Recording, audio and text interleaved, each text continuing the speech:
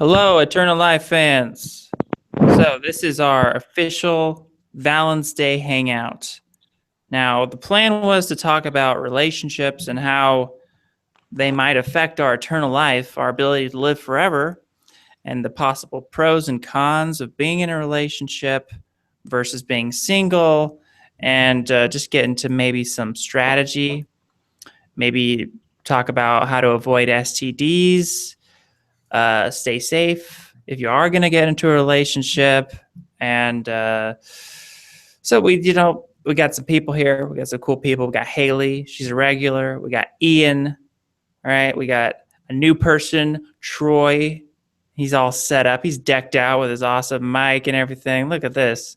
And he was just saying he's been into this life extension movement for a while now. How long have you been into it, Troy? Oh, I've been interested for a long time, but I haven't really been involved. So I've kind of been lurking. So, Awesome. So, yeah. how long have you been into this idea of living forever? Like, are you into because some life extensionists just want to live maybe, I don't know, 200 to 300 years. Some of us want to live forever. So, do you want to live forever or just a set time? I'd say until I got sick of life, which I can't see getting sick of life. Like I can see, I don't know how to surf. I don't know how to mountain climb.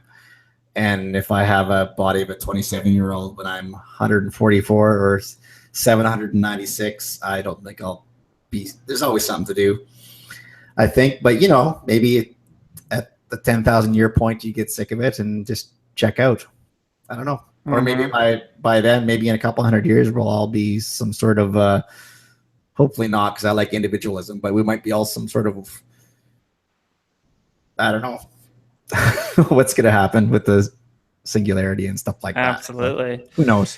So in the spirit of Valentine's Day, I must ask you, are you single or in a relationship? I've been married since 1997. And happily married, and have a couple of kids. They are 16 and 14, and so wonderful. Anyone else in your family that wants to live forever, or are you the only one? Are you the oddball out? Well, I can't really speak to them, but I think my kids definitely. We talked about it a bit, but I try not to influence them with my crazy ideas. So I can't really speak for them, but I'm sure they, be into it as long as possible. Live as long as possible.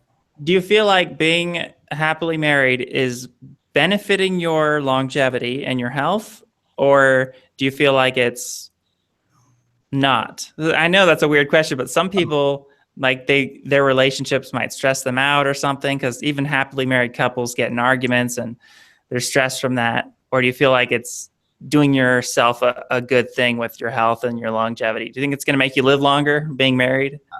If she wasn't such a good cook, that would be helpful. But that's about the only thing that's bad. But I'd say it's pretty stress-free that way, relationship wise. Like, so I don't know if I answered your question. I think either way, I think you could be happy in a relationship, out of a relationship, and as long as you're, I can see a bad relationship adding extra stress, but you can have that bad relationship at work and lots of places. So negative relationships definitely would be a stress inducer. Is that the word? And would be a problem. So. Yeah, the thing I would worry about in a relationship is if my partner was unfaithful, they could be going behind my back, getting some STD. They could be doing like some horrible, gross, degenerate sex acts, with some other guy, and then not telling me, and then they could give me some STD. That would be one of my fears. Do you ever fear that? No, I don't fear that. So you have a good trust. We're monogamous, yeah. That's fantastic. That's the way to do it. Pretty conservative, kind of mellowed out people. So, yeah. Are you religious at all, or I mean, or are you Yes, I atheist? believe in him from the like the flying spaghetti monster. I'm very religious. I've been touched by his noodly appendage.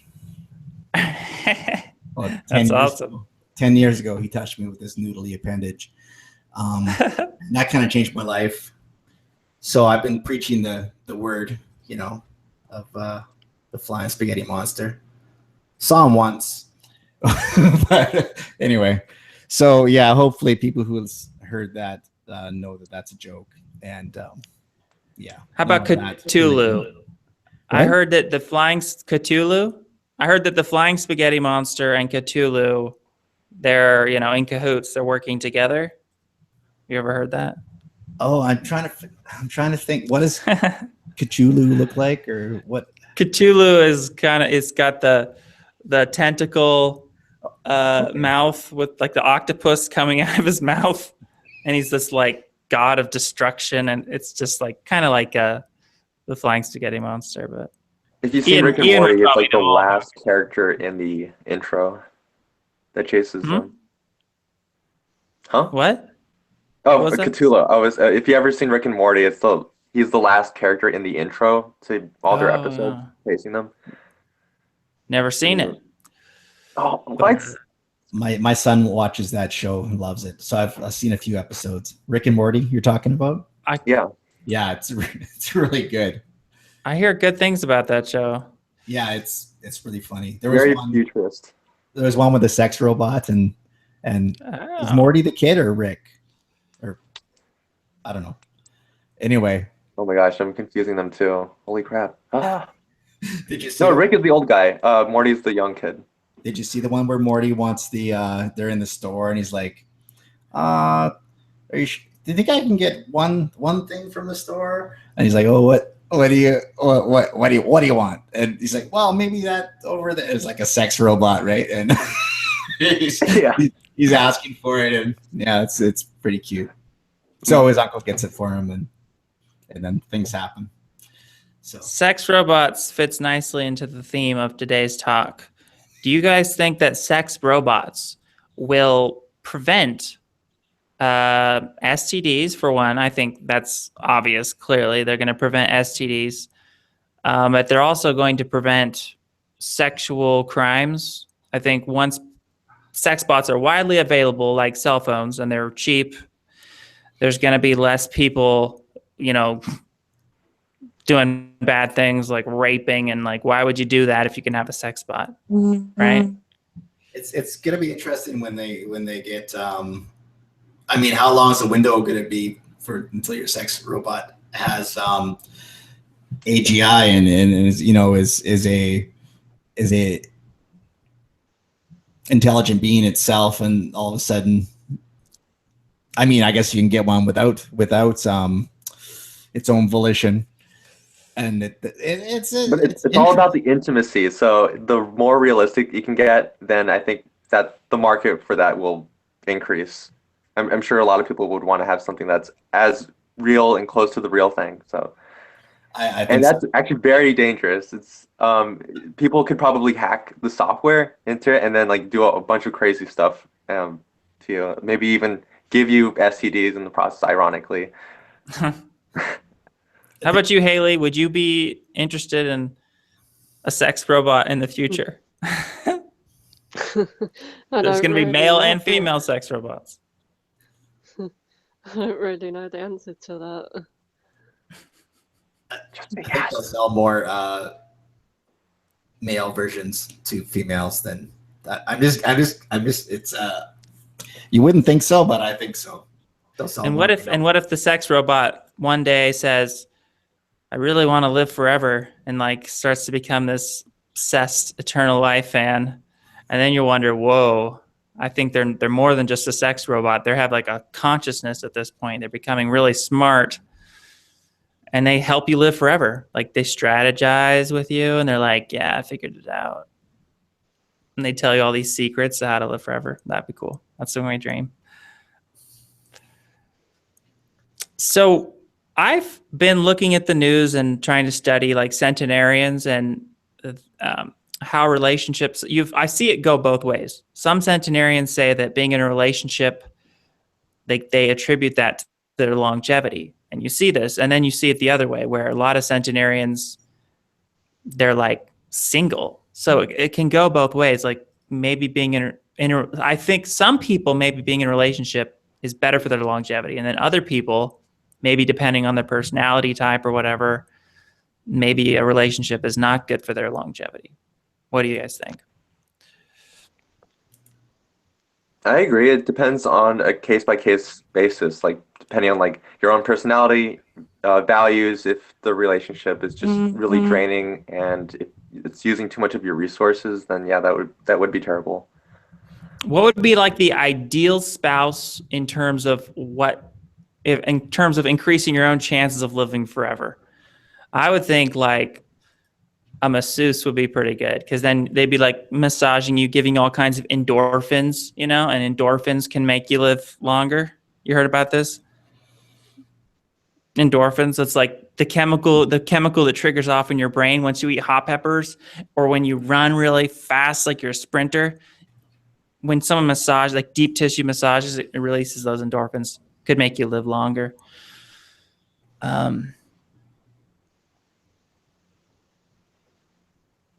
But anyways, so we're all virgins here, except for the new guy, Troy. He's not a virgin. But Unless your kids are adopted. Yeah, it is possible, but no, I tell my kids that, yeah, your mother and I had intercourse 2 times, and so they don't want to think about that. So yeah, just the 2 times. And so part of my mission in the Eternal Life Fan Club is to rebrand virginity and make it cool, because virginity should not be a dirty word. It's cool, it's fun, it's great, and it's stigmatized. It should not be stigmatized.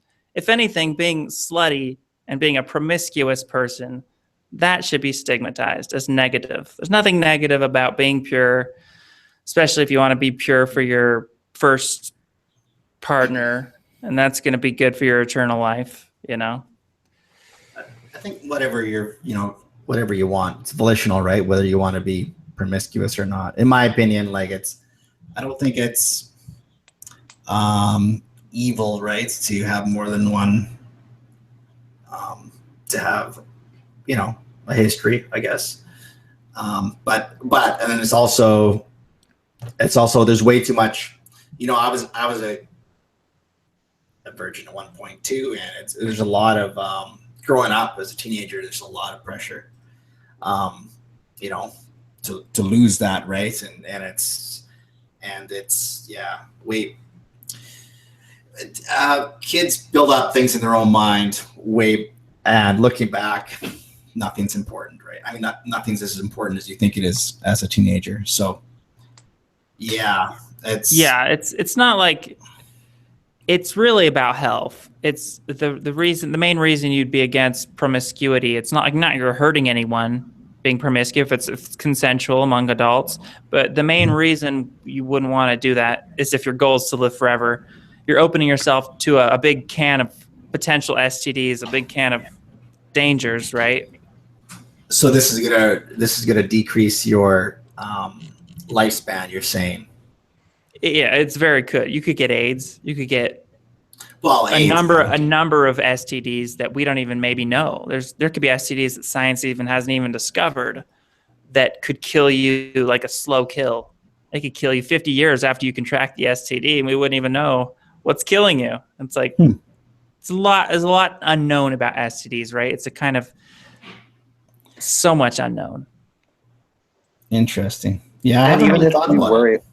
Have you guys heard that herpes, this is going to interest all of you. Have you guys heard that herpes is correlated with Alzheimer's disease? Now, people think herpes is pretty benign and pretty not dangerous. It's not going to kill you, but they've done studies now and they found a correlation. If you have herpes, you're more likely to get Alzheimer's later in life. So there's a weird connection there. And there could be other associations with different STDs giving, causing diseases later in life. We wouldn't even know. Yeah, it could be. Yeah, the old correlation does not necessarily mean causation. But there's a lot of people with herpes. Wouldn't it be a majority of the population? I forget what percentage. It could be like 80% of the population with herpes. I forget. I could Google that, I guess, but it's quite high. So yeah, so if you have more than one, well, if you have one partner, you're probably gonna get it. But if you have more than one, 1 second here.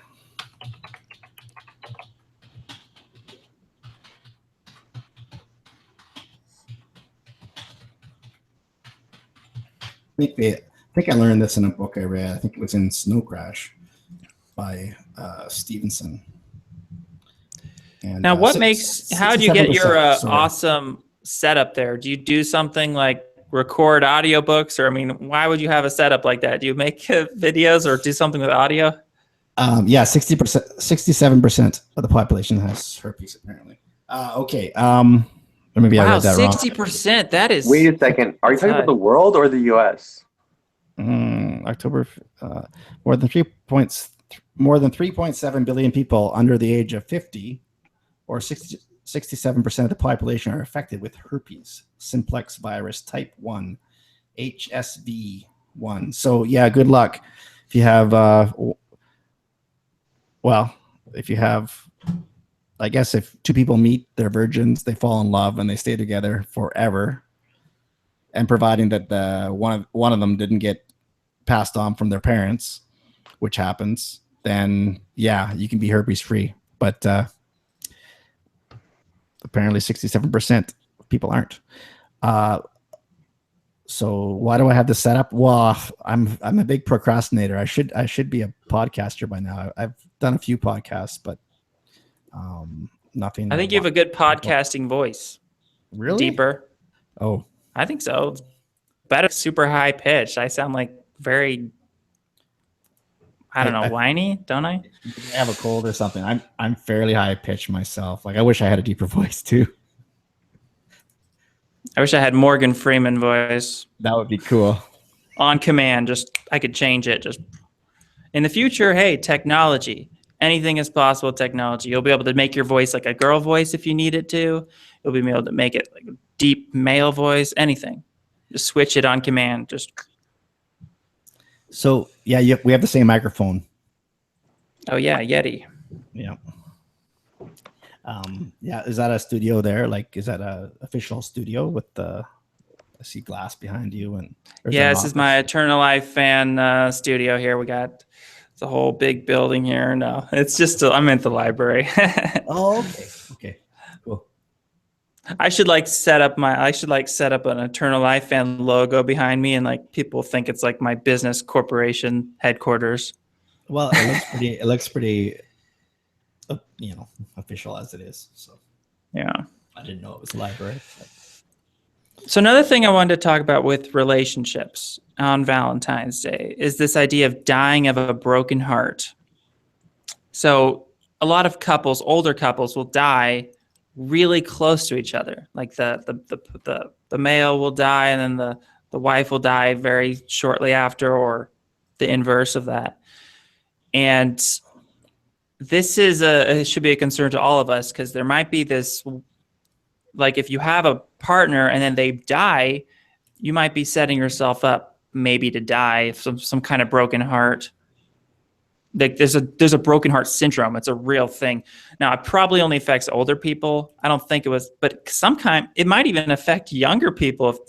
Imagine if like there's a couple in their 30s and they're like really passionately in love, or what? Or think about Padme in Star Wars when her heart was broken.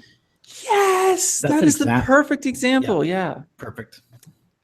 So there's this fear, and this should be a big thing for Eternal Life fans to think about, is that if you're going to get into a relationship, make sure you get into a relationship with someone who's serious about eternal life. Because if you get into a relationship with someone and they're careless and they go skydiving and then they drop, they splatter all over the ground, you're going to be freaking tormented. You might die of some kind of broken heart. So do you think you would, if let's say the worst case thing happened, Troy, and your beloved wife died. Would you die of a broken heart, do you think? Or would you be able to withstand that and be strong? Oh, I don't know. That would be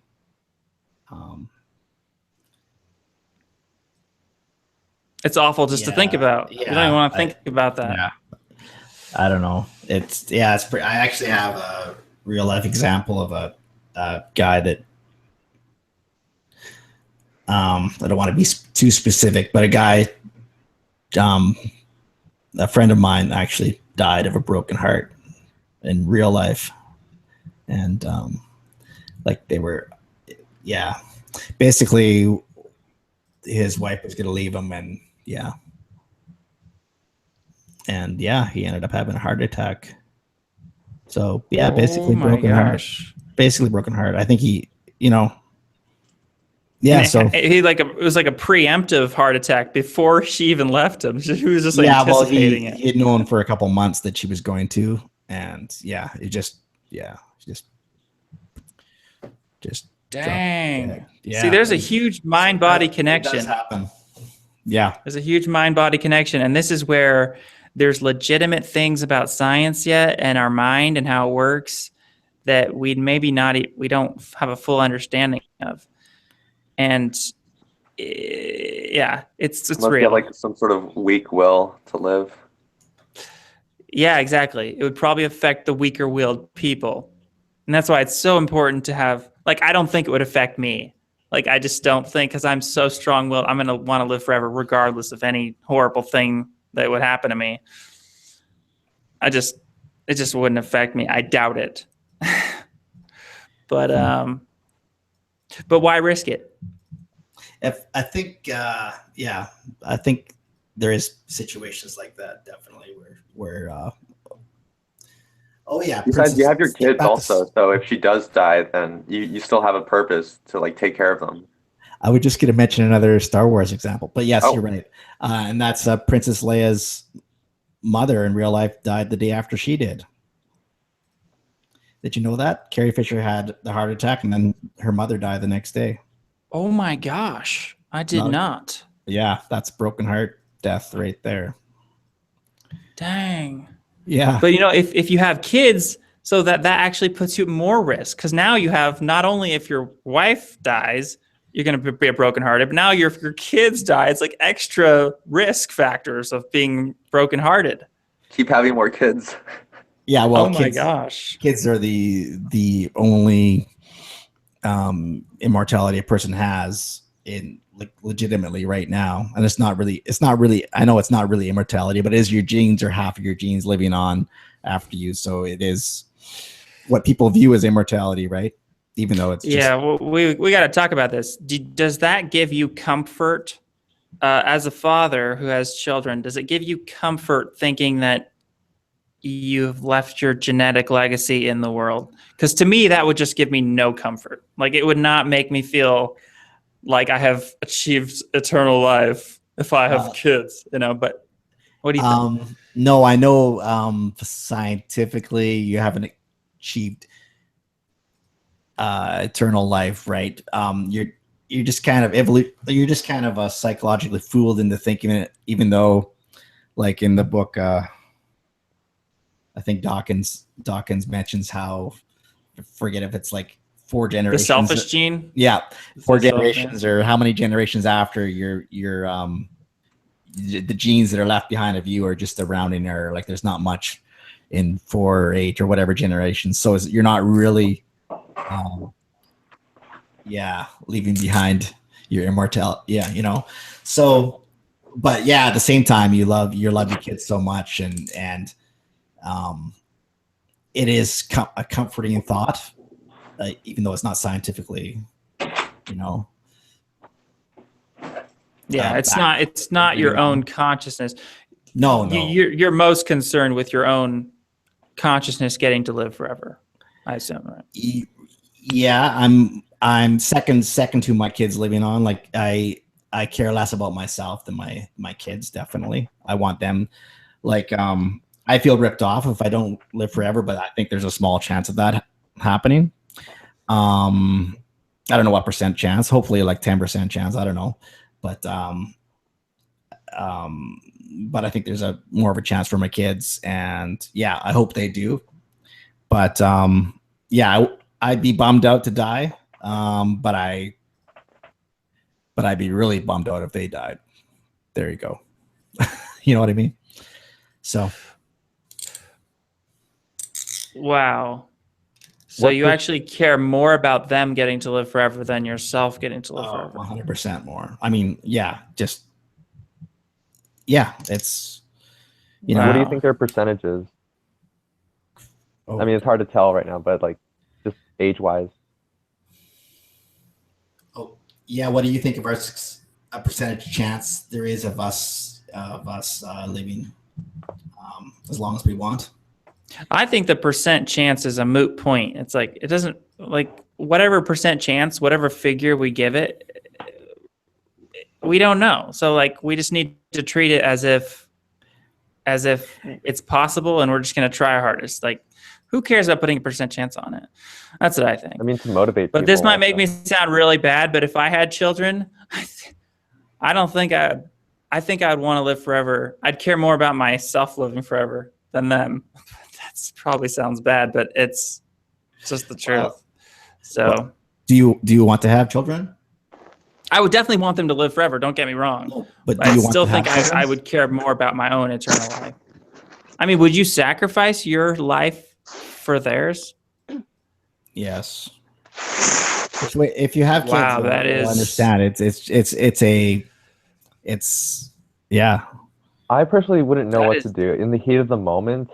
Your own biology is sort of overriding your own rational thoughts at that point when it gets to that situation. Right. Yeah. And easy to say, but really when you're like, I'm 45 and it's, you think a little differently. You look, okay, well, my kids have the rest of their lives. I think in the heat of the moment, you'd make that calculation and protect them. And if I didn't, I wouldn't be a very good man. So yeah, I'm sure I would actually. Yeah, That is definitely You could always change into a woman later on. and then I think women even have. Oh, I didn't get that. What? You could always change into a woman in the future. But you won't be a man at that point. Have you read Once any you- Robert Heinlein? Heinlein? No, I haven't. Oh, okay. He deals with these sorts of issues. Yeah, no, it's very science fiction-y. Hey, and yeah, that'll be people's options in the future, I'm sure. But I forget what I was going to say. It wasn't very important. But monogamy, that's the way to go. I'm in 100% agreement with that. And it's disappointing looking at our culture and seeing polyamory now being promoted as kind of, I don't know, they're trying to say that's normal or that's good or healthy.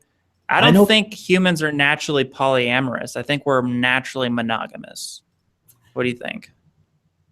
Yeah. You guys I go would agree first. with that. I think at some point, once we change our own nature, then I don't think it'll matter at that point. But just, our own nature right now, biologically speaking, what we're capable of, we gotta stick with monogamy. Safer. Or, always by yourself, because that works too. Yeah. Yep. It's free. So yeah, interesting. That these are pretty good questions. So yeah, monogamous myself and my wife, yes. However, I have read the book after what's it called? Sex at Dawn or something. I don't know if you guys have heard the book, but it's I don't read. It's a well, I wouldn't read much either, but I drive a tractor all day and I listen to books on audible.com, Audible books. And so I actually read quite a few books, and podcasts. What was I going to say? Oh yeah. So this is an argument for for humans being evolutionarily. I'm not a very good speaker. Basically non-monogamous, but polyamorous. This is an argument for it. The piece of evidence I remember the most that I'll share, and I forget all the other evidence in the book. I haven't read it for a while. Here's the evidence. So when women making noise when they're having sex, okay? So according to the authors of this book, when a woman's making noise when they're having sex, there's actually no evolutionary advantage to that, because they're in a very vulnerable position, the two people having sex, and all sorts of predators can hear the woman and come and eat them, right? So the only reason that the scientists could figure that a woman would make loud noises while having sex is that she's calling on other men to take their turn. And that was one piece of evidence for that. Interesting. Yeah, there you go. I always thought it was psychological. Like, you always want to make sure that the person you're with is feeling very intimate. But yeah, that's pretty interesting. I have never heard that. That is fascinating. The whole book's filled with nuggets like that, and you're like, wow. It really makes me think. And there's all sorts of things to do with the sperm and the size of humans. What was it called again? Okay, I'm pretty sure it's Sex at Dawn, and I'll just type that in, make sure it's the same book I'm talking about. You know what's always confused me, though, is it's kind of relates to what you were just saying, is like what's the evolutionary advantage of being gay? Why is that? You'd think that would be weeded out of the gene pool. Why is that a thing? Because it's not good for their spreading their gene. I mean, mutations happen, so. Oh, you think it's mutations? Yeah, and then it just so happened that like they like it was socially unacceptable for them to just sort of live with guys, so they had to sort of hide that fact and marry women and have babies and live that normal life, and instead of being shamed for it or killed. Or here's this, or why are people, from an evolutionary perspective, why are people so inclined or attracted to the idea of butt sex? Because that's not spreading their genes. So why is that a behavior in humans? Why is that normal at all? If it's not helping to procreate, it's not procreating, so therefore it's not spreading those genes. So you think that behavior would be weeded out, and it doesn't have any survival advantage. It's just danger. It's just increasing your chance of getting STDs and dying of AIDS and stuff. And it's not good for anything. It doesn't seem like that would be a thing. You know what I mean? Yeah. So, but your first question about the gayness. Why is there gay people? So I think it is a natural thing. I mean, you see, apparently, two male antelope, together, coupling in the anus. Oh, they do that? Family. Yeah. Really? Yeah. So I did not know that. Well, The whole animal kingdom. And it's because the one male will take a herd of 12 female antelope, and there's just these extra males that still have. Yeah, and well, that's not really answering the question though. So why is there gay in humans? And it could be that you want your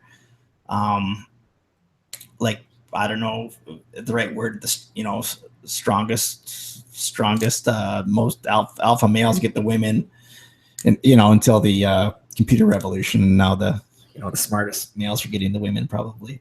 But aren't evolutionary things supposed to serve some kind of survival advantage for the species? Yeah, I'm just gonna finish that. Okay. I'm sorry.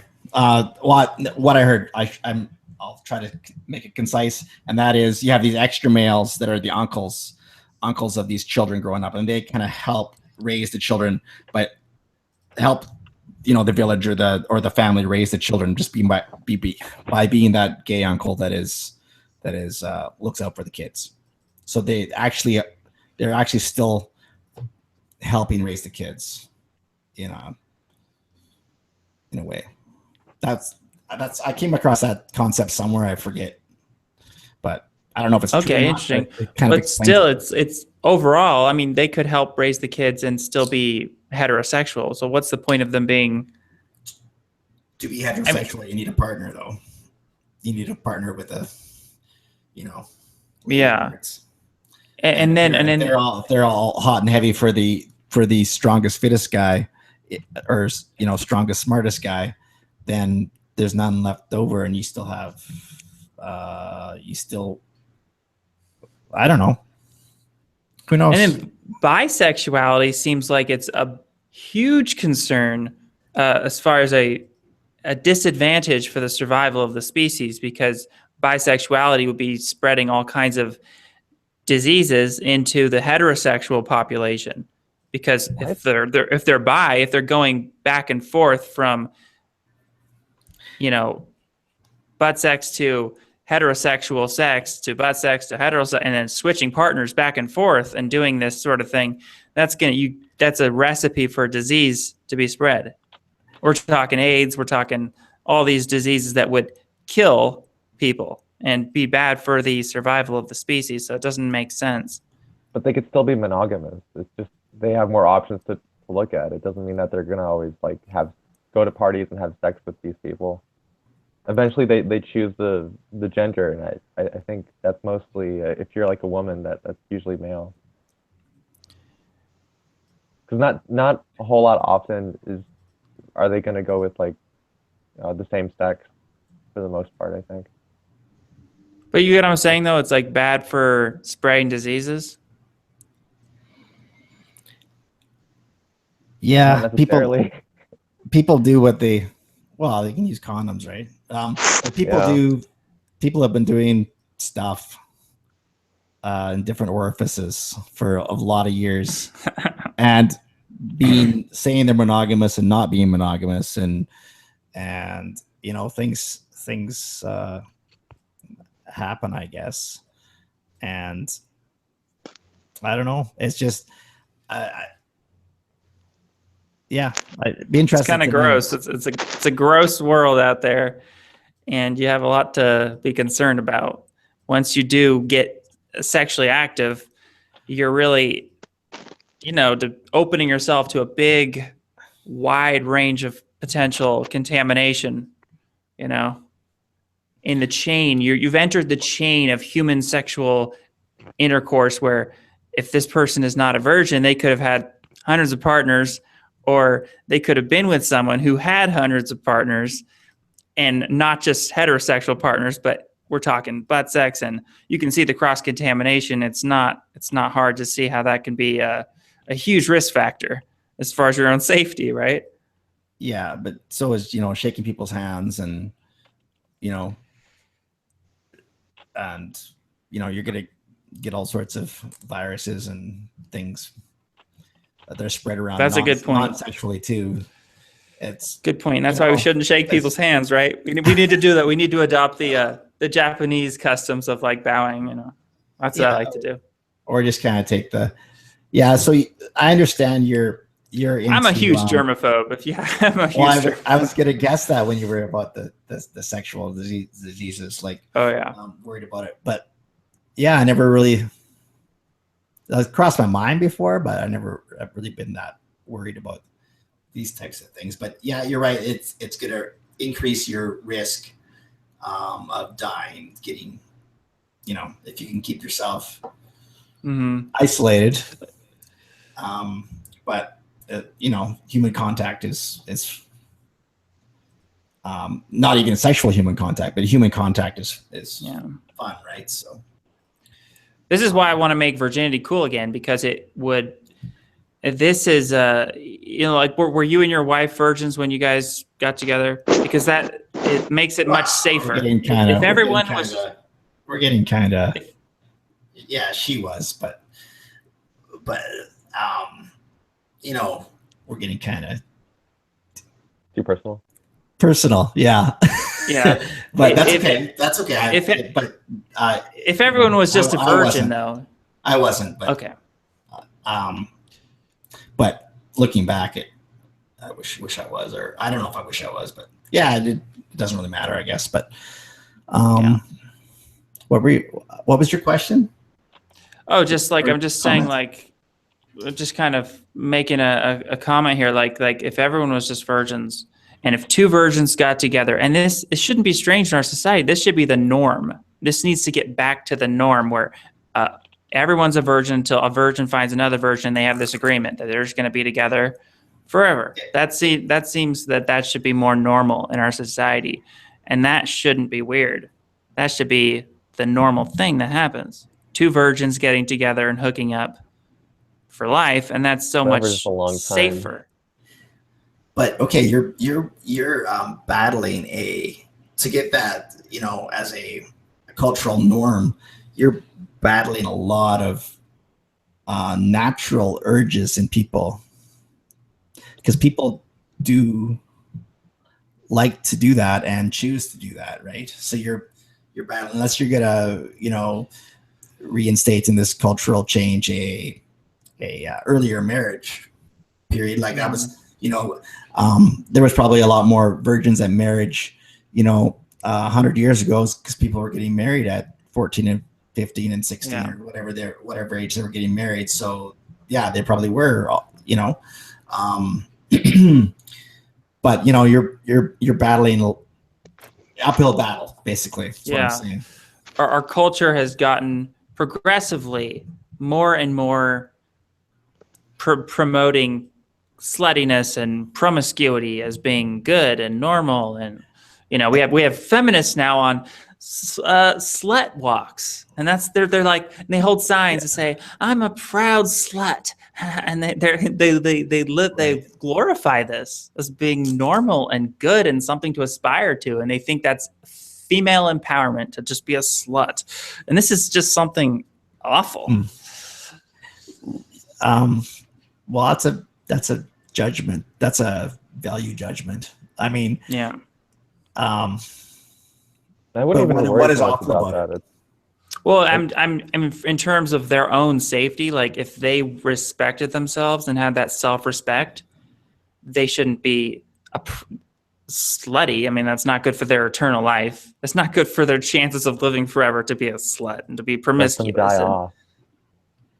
Well, I'm trying to come at it from a more altruistic perspective of trying to help people, reach out to them, extend an olive branch and help them. So if it comes across as judgmental, it's trying to help them reform themselves so that they have a better chance of living forever, So would I want my 16-year-old daughter to be marching in this parade and holding that sign saying I'm proud to be a slut? No, I would not want my 16-year-old daughter to be doing Exactly. So that kind of, but I'm kind of on the other hand, yeah. The health risks are, there is extra health risks there. I admit that, but as far as morals go, it's people's rights to do whatever they want with their own body, and I don't think probably as far as being respected by the male gender, like there's a lot of males that will want girls to be sluts, but then want to marry the pure girl, right? Yeah. It's the quote unquote, the virgin. They want to marry the virgin, but have a bunch of sluts before that, basically. But so it kind of doesn't work out because everybody's promiscuous.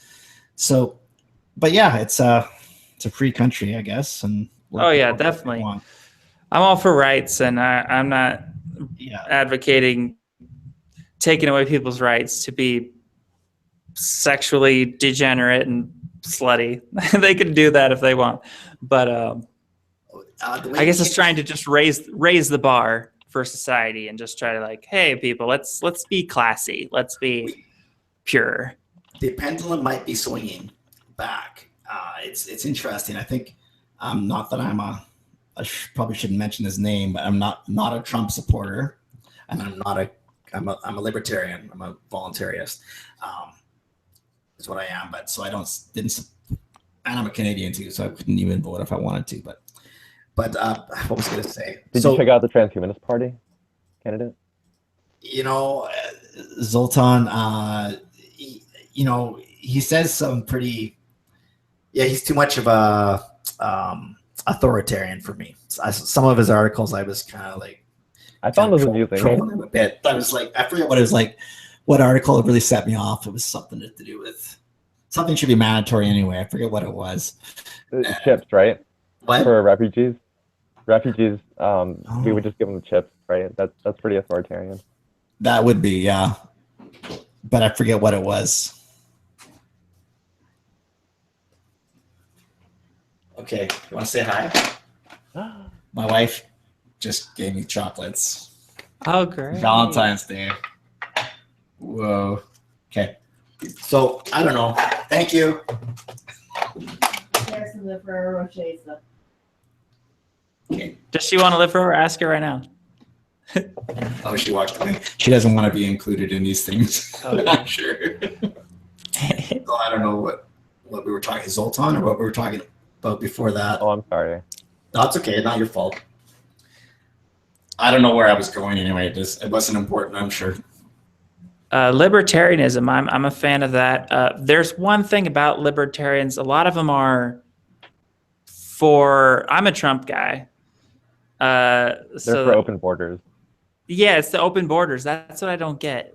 Why would Right. we need to have borders, right? Protect ourselves from terrorists and. What we need to have is to quit bombing other countries to make these refugees. They hate us. But yeah, I'm for 100% private property. I think everything should be private property, and everybody have their own borders, basically. So, and for the free flow of people, no national governments, and just people just to go wherever and hang their hat wherever they pay to hang their hat. So it's kind of it's not a vision that's going to happen right away. And I realize we live in societies with borders and with huge economic problems. I'd say open the borders, but don't have a welfare system. Don't have anything free. So the people that come over are coming to. But there's always going to be people that are exploiting that no matter what. They'll find a way. Exploiting a non-system with no. How do you exploit something if there's no welfare and no? Oh yeah, sorry, I didn't hear that. Never mind. Oh yes, yeah. You just basically don't have any government programs to live off of. I totally agree. I totally agree with that. I'm definitely not a fan of the welfare state idea, and I wish Trump would even be more libertarian in that regard, because I mean he's not cutting all welfare and everything. But are you a fan of Stefan Molyneux? I used to be until he kind of went all statist. He kind of. Oh, he went statist in promoting Trump, you mean? Yeah. He kind of sold out a bit, but I think I still watch his stuff. I think he's a really smart guy on a lot of issues, and yeah, I really like his. I think the best ideas he has is the, well, I don't know if it's exactly his, but basically peaceful. The buzzword for these days is peaceful parenting and raising your child without hitting them.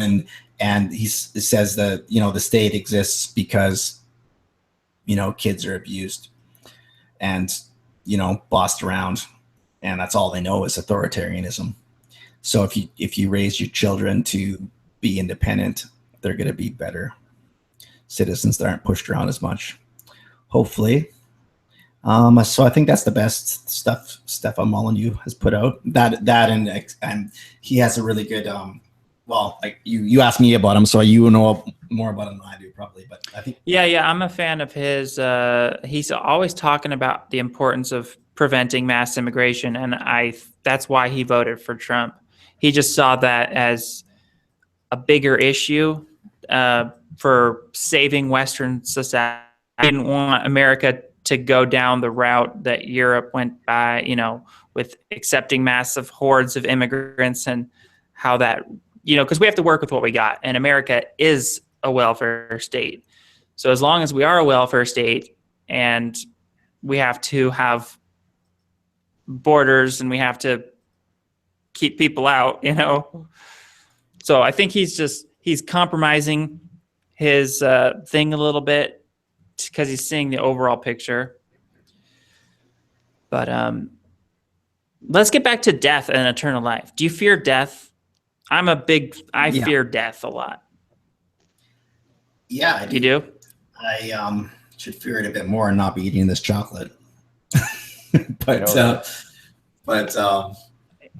Yeah. So that's one of the things I want to get more involved in this culture, and drop about 25 pounds and really start getting serious about this, because I'm getting to the age where I can really if I worked at it, I could gain enough weight to be dead in 10 years, I'm sure. My mom died at the age of, I think, 68 of a stroke. And that was 5 years ago, I believe. And Wow. yeah, it's really, when something like that happens, it's kind of, I've been into the idea of immortality since I was probably 16, actually. But yeah, it really got me thinking about it again. It's like, this is horrible. Like, that people, I don't know if you guys have lost, you guys are still pretty young and probably haven't lost any parents. No, I have not. Okay. No, I have not. Yeah, it's quite a shock.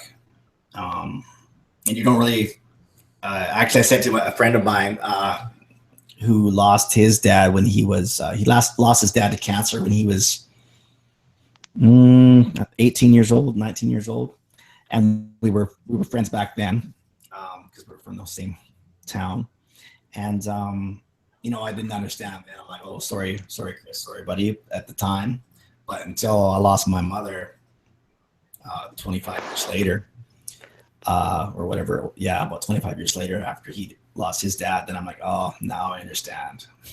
Of course, he could, it's really helpless feeling. And, you think, especially if you're an atheist and you don't believe in an afterlife, it's exactly a complete nightmare. It's a complete nightmare. Yes. It's like, this person I love I'll never see them again. It's awful. Yep. And we had my of the 7 kids in our family, like mom had 7 kids, and 6 of us were atheists, and she was an atheist, and she had an atheist funeral. It was quite rare, actually, in these parts. And what was I going to say? I don't know what I was going to say.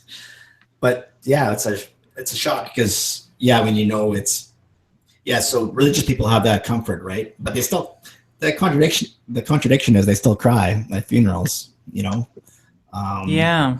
It's almost like they don't fully believe it, or they're worried. They're still worried that they might have just been lying to themselves. I don't think that's just that. It's like if you were in a breakup and then you're never going to see that person again. Like you have all these connections and you're used to them, and you're never going to talk to them again. It just sucks. Yeah. I think you're right there. By the way, what's everybody's name here? I'm Ian. Ian. Oh, right. It says right there on the square. Yeah. I am Rowan. Rowan. Okay. And that's Haley. Hi, Haley. Say hi. Hi.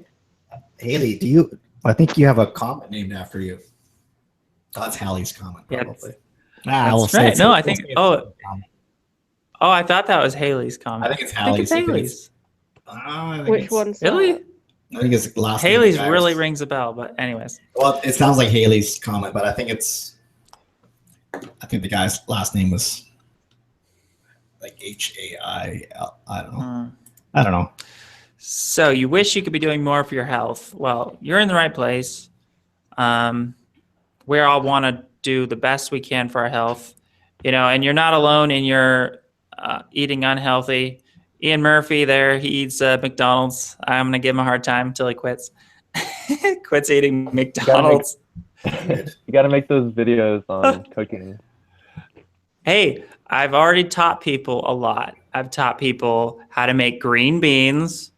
I taught people how to make healthy hot chocolate. What else do you want? You just live on green beans and hot chocolate. I want your secret. My secret is I eat hot peppers, peanut butter. Look, I've told my secrets. Yeah, I know. But you said that there was a special one, just if you found the right person, like Tinkerbell, that you would reveal your secret. Probably something really lame. Yeah. Well, you got to have some secrets. But anyways, let's... So yeah, you what do you do? Anything for your health though, Troy?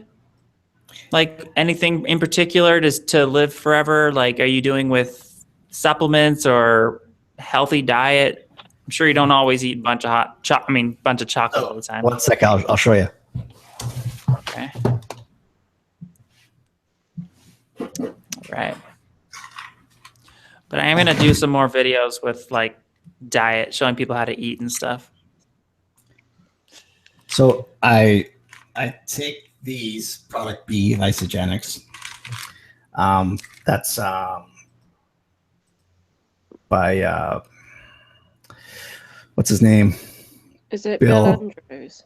Bill Andrews, yeah. Bill Andrews, yeah. So I don't, they're not gonna lengthen your telomeres, but it might slow down the process of shortening. I don't know, but I just take them because they're fairly cheap. Yeah. I make smoothies and I drink a lot of them, but I kind of, I don't know. I haven't stuck to anything really as of yet, but I might try some intermittent fasting. I know I've read about the calorie restriction, but I haven't. I don't think I'm cut out to do that. Your wife is too good of a cook. It's just too hard.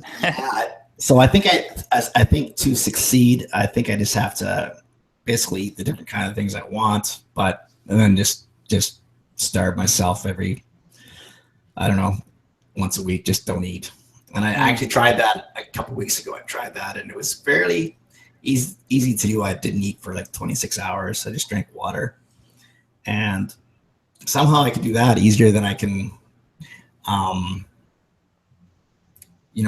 resist chocolate and stuff. Like, I just like my. So I'm not saying it's the right thing to do. I'm just saying it's something that might work for me. I don't know. It is super easy to make healthy chocolate. A chocolate is one of the easiest things to make yourself at home. I make it myself all the time. Healthy chocolate. Okay.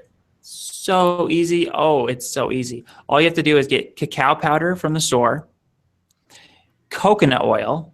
Okay. Melt the coconut oil. Just literally melt the coconut oil on the stove in a pot until it's liquid. Pour it into the cacao powder, like equal parts coconut oil, equal parts cacao powder. And then you stir in some sweetener. It could be honey or it could be stevia extract if you don't want to get the sugar. And you just mix all that up into a big slurry, put it in a tray, put it in the refrigerator. It'll harden up.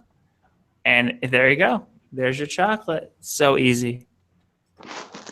Okay. I'm going to try that. Four ingredients. It's delicious. And you could even... If you want it to be Reese's, you could smother on some pure peanut butter on top of there. Pure peanuts made out of just peanuts. You got your Reese's, and you can sweeten it to your own taste. You could drizzle honey on it if it's not sweet enough or whatever. But it's. I'll do a video. I should do a demo because it's easy. I made a demo for hot chocolate. It's super good. You said Splenda for sugar, right? No, Splenda's not good. That's an artificial one. It's pretty. I mean, it's a risk, so we don't exactly know. Splenda could be dangerous long term, But smoothies are a good way to go. I do smoothies every day, like pretty much a berry smoothie. So I'll just get big bags of frozen berries, mixed berries. You got your blackberries, your raspberries, your strawberries, and that's a good base for a smoothie. And you do a Vitamix, Troy? You got your smoothie making? Yeah, I have one of those. Yeah. That's a great thing. See, Yeah, you need I a love it. Vitamix, Ian. Once you get your Vitamix going, you get your smoothie routine. It's good. It's Your good, berry except for I put smoothies. too much good stuff in mine, and mine. And I'll drink the whole. I'll drink the whole container. Like I'll drink 3 or 4 cups this size of smoothie. Yeah. So I put in like a whole bag of frozen peaches or blueberries, or usually a combination of the different frozen berries. So I put in a couple avocados and spinach, but it just like I'm not losing weight because these things are so good. And I put too much, and I put almond milk and carrot juice, so it's not like all sugary. But you sound like you're doing pretty well. I mean, it's better than most people. Most people aren't getting fresh carrot juice and berries and stuff, and then smoothies. You're doing pretty good. Pretty good. I don't know the rest of your diet. Maybe it's awful. Maybe you're just eating Twinkies and everything else is just whatever. deep fried corn dogs or something. I don't know. What are you eating? You don't eat fast food, right? You don't eat McDonald's. Oh yeah, I do. Yeah. Oh, you do? I would no. be there. Yeah, no, I right? have very bad habits. What was that, Ian? Because of your kids, right? Oh yeah, You exactly. got to save that money. Yeah. Yikes. I got to make a video on how to get rid of your McDonald's addiction. I bet a lot of people go for that. Again, you're on. Well, I've been you're on going battle. to Chipotle and Subway for the most part, ever since you mentioned it. But now I'm in the negative, so that sucks. What do you mean in the negative? Oh, just I need to wait for my next paycheck. Oh, I see. I've been spending too much. Lentils are cheap. Just buy a bunch of lentils and pre-cook them.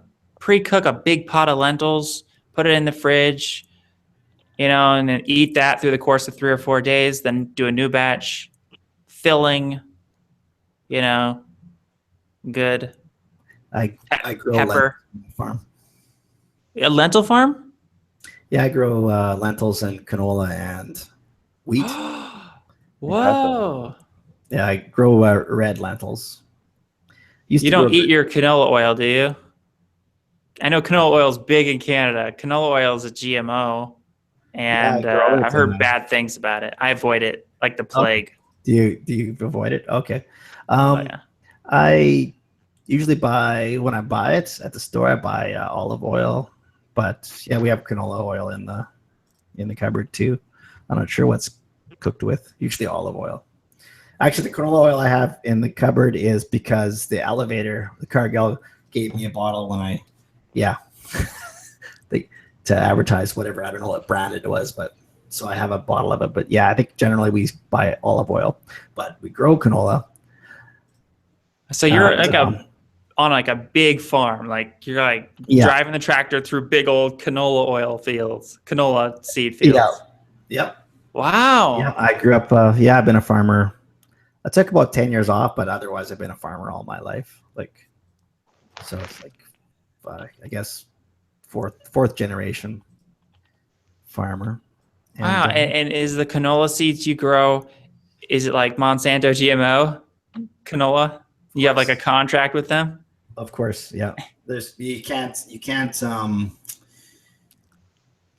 don't even know if anybody grows non-GMO canola. Yeah. Because it is not as you don't get as many bushels per acre.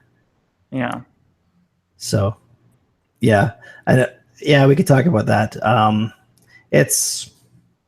I think everything, including soon to be human beings themselves, are going to be, GMO. So, yeah, I mean, I just say another. It's fine that you're growing it. I just wouldn't eat it yourself. Don't be the guinea pig. Make the other people be the guinea pig. Well, I would like to taste my own meat. What? Unintended. What'd you say? I would like to eat my own meat, pun intended. Oh. Yeah, it's interesting. That what's gonna Well, happen? we'll get there. Even the lentils, I think, are kind of a GMO too. I They don't are? think- Yeah, because now they bred. Well, yeah, every plant you grow on the farm has been bred some way. Whether like the wheats was they got the varieties of wheat by. I'm not saying you can't get really old varieties but they wouldn't be able to grow enough bushels per acre to feed the world on the stuff that isn't modified, whether it's GMO or just like in the old days, they used to modify it by with the what's it called, radiation or something to get these freaky plants, and That's yeah, right. I everything's heard about modified. that. They did that with wheat.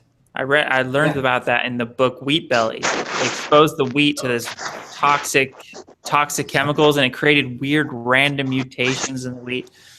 Right, and to get the wheat to grow enough, to enough bushels per acre to make it profitable.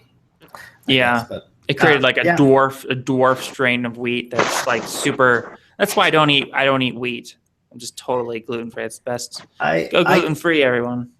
I did for a while actually, but I'm back on it now.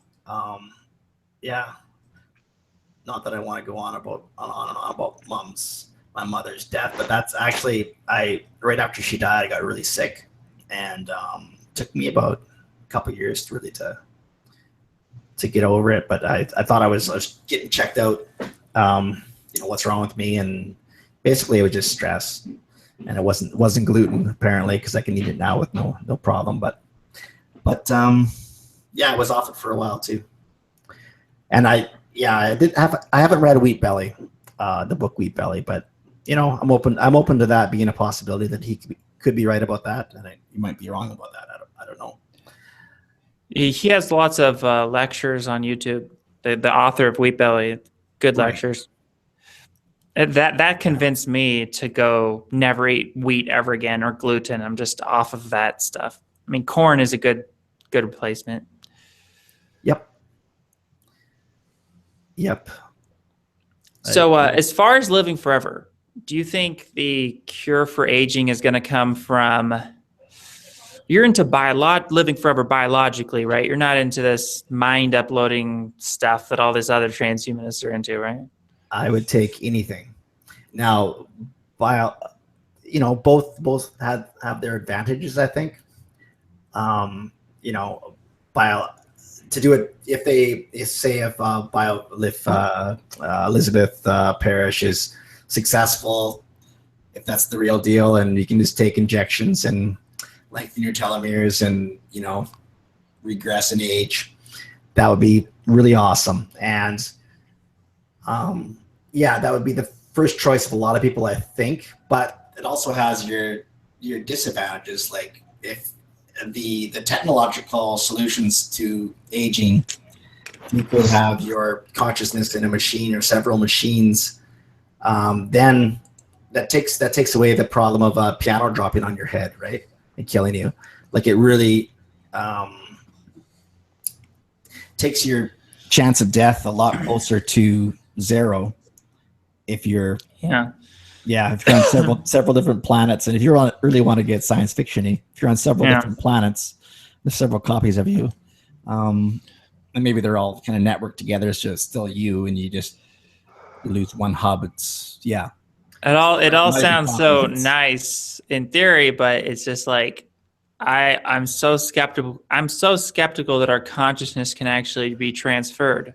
Like, I get that you could copy the contents of your brain into some other avatar or some computer or upload it into the cloud or whatever, but it would just be a copy. I don't think it would be a transference of consciousness.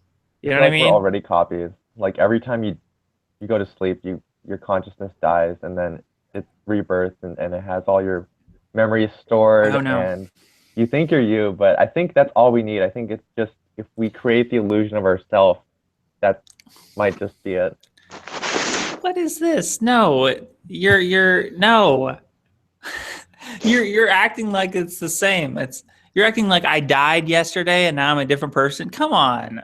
No, not different. Like you're still you. But it's where does your consciousness go when you go to sleep? Like you're in that unconscious state. And Well, you're no longer really you, but then you arise from all that, from all your data, your biological data. So But there's still a continuation of consciousness. I'm the same person as I was yesterday, as I was a year ago.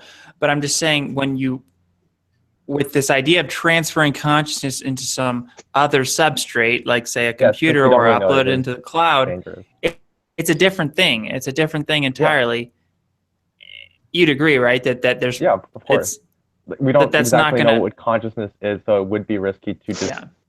throw everything in the machine and just say, yeah, that's you.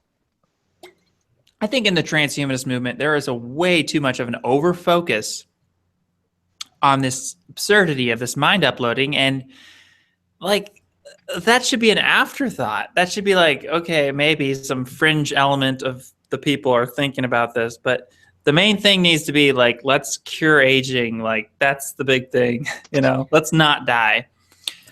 And I was not aware that that a majority of the people are into the technological solutions and not the biological. yeah, there's a huge amount. There's this 2045 movement, and they're talking about how Dimitri, yeah. And then they're like, yeah, we're gonna have to get rid of our biological bodies. In 2045, we'll have it so we can just upload our consciousness into some robot avatar. And it's just like, this is the transhumanist version. It's like transhumanist becoming a religion, and it's totally built on wishful thinking.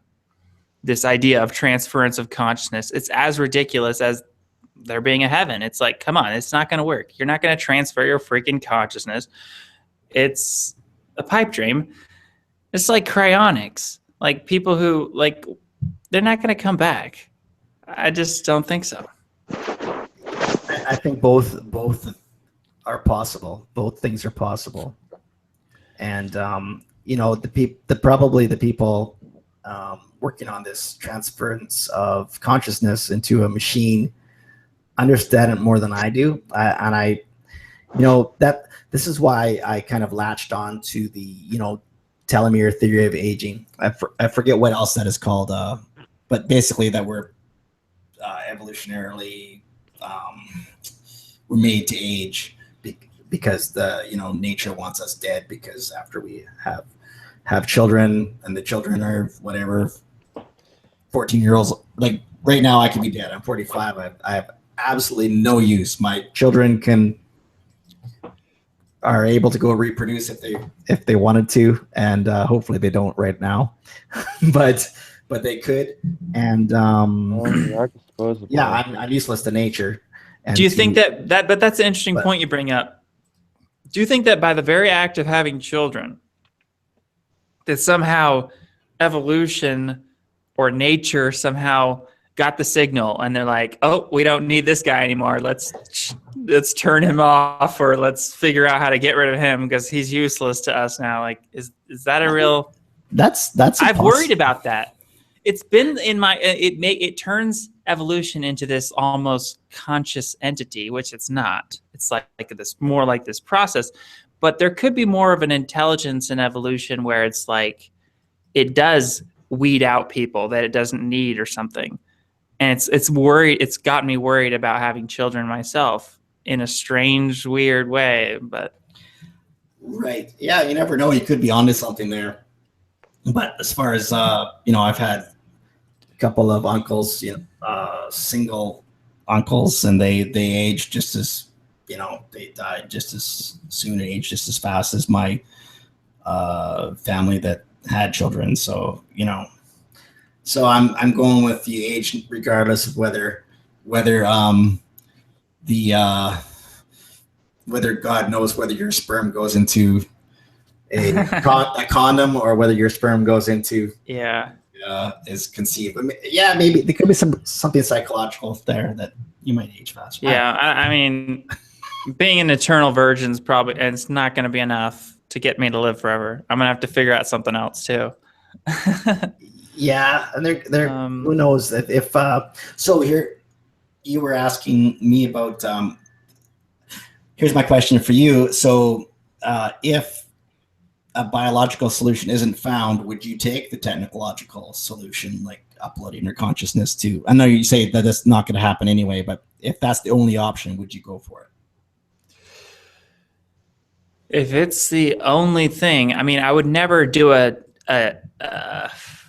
a destructive mind uploading process where they have to destroy your physical brain in the process of uploading. You know, because there's different theories about how this mind uploading would work.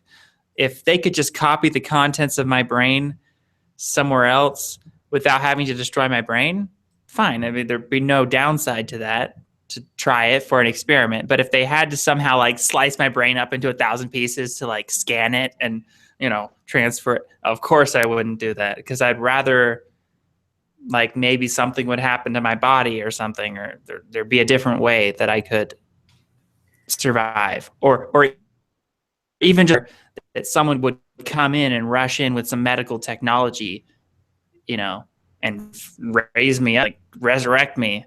I would take that over the like them slicing my brain into 1,000 pieces to scan it into a computer or something.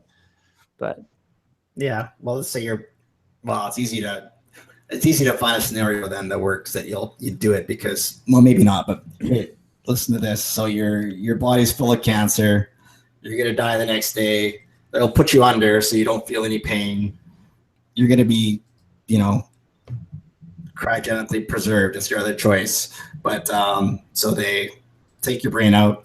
Yeah. And take all the information out. And yeah, I don't know. I can't see it. I can't see there being a destructive. I never heard of that option, that there would be something that's destructive to your brain to get the information out of it. So that's a interesting concept.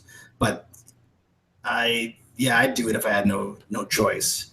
I've heard the strangest option I've heard of was I was talking to somebody on Facebook about different options and stuff, and he said there was some millionaire or billionaire guy who was old and he was looking for an option, and if this was to do with a pig, cut the head off the pig, attach the head of the billionaire to the pig, and he could just walk around, you know, la-di-da until they can find him a new body, but he'd be connected to this pig body.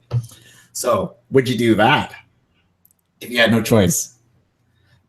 I like that. If that would actually work, yeah, well, I would definitely do it. They genetically make the pig like with your I'd genes, do that. so you wouldn't reject. It wouldn't. Yeah, I reject mean, the I'd head. do that before rotting in the ground. Be much better. Be better than cryonics too. At least I'm still alive. My brain is still conscious. You know. Yeah, it's quite. It wouldn't be destroyed. It wouldn't be when they freeze the brain for cryonics. It like the vessels and everything. You learn about it. They all get destroyed. They get severed. The neurons get cut off, and it's just I don't think they can ever be repaired.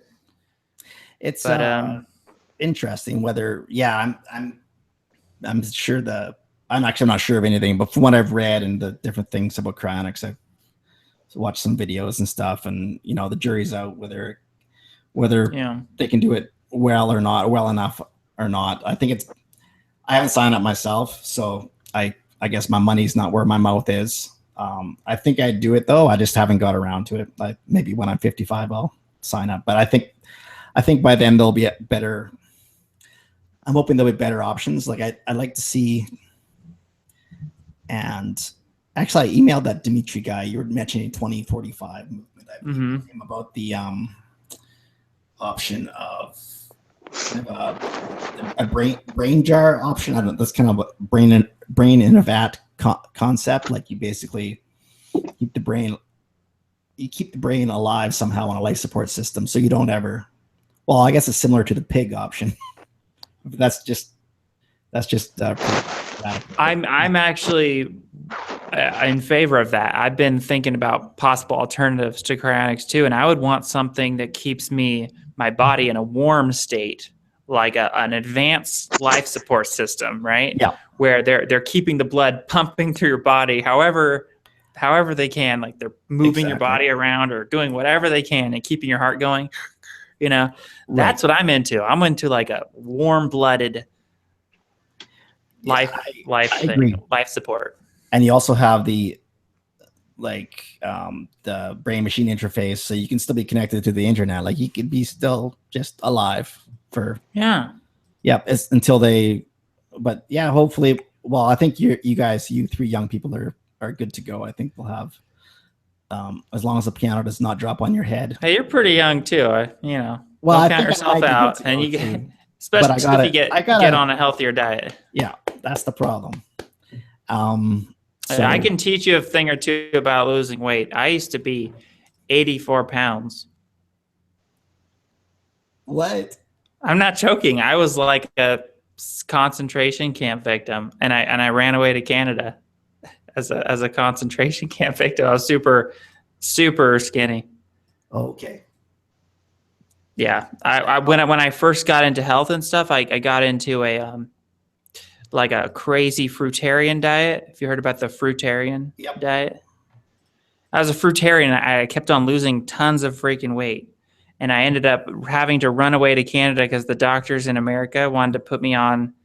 They wanted to put me in like an eating disorder clinic. And I ran away to Canada, and it was this whole ordeal. And I made up a fake identity. I got in the newspapers in Canada. Maybe you even know. I was the Bush Boys, the Wild Bush Boys. Wow. I was the Wild Bush Boy of BC, of British Columbia. I got in the news. Did you hear about that? No, I didn't. Did you hang out with any life extensionists in Vancouver? No, because at the time I wasn't into life extension. I was just into this crazy fruitarian diet. And I was only there for 9 months till they ended up putting me in a hospital in Canada because I was losing all my weight and was becoming dangerously thin. And that was a long time ago. That was when I was 16. And I'm 30 now, almost 30, 29. So that's a long time ago. But I've learned a lot since then. I'm not a fruitarian anymore, so I figured out how to be healthier. So that's cool. One of the things with this, the brain in a vat concept is, something to do with the fluids the brain's gonna, swim around in. And I don't know if they have. I should check my notes because I was looking into this and asking a few people about this. And yeah, I think that was one of the issues that came up is they don't know what holds the brain in. Yeah, I don't know. It's tricky, but I think it's the ideal thing. If you can't have a good body to have a brain machine interface and just keep your brain alive, keep your consciousness going. And I really don't like that moment of death. I would agree with you. I don't like that moment of death. I want to avoid that. So I want a continuation of life, even if it is into a machine. I want the transfer of. So the way I look at the transfer from, if there is going to be into a machine, it would be basically you have this, you have, it might come out right away where you have extra memory where you're Googling things from your head and you're storing some information in a computer that's in your body somewhere. And so just little by little, it might be a gradual process that all of a sudden you're using less and less of your brain and more of this machine. And you might not even notice. It's like, oh, I have 55% of myself, my consciousness in a machine, and I have 95% now. And it's like, oh well, what? And then you get to 95%. It's like, oh, what's the point of even having this body? It's just, I could have a much cooler I could have a much cooler robot body that's freaking indestructible and can lift cars. Like, and it's a lot better looking than my last one too.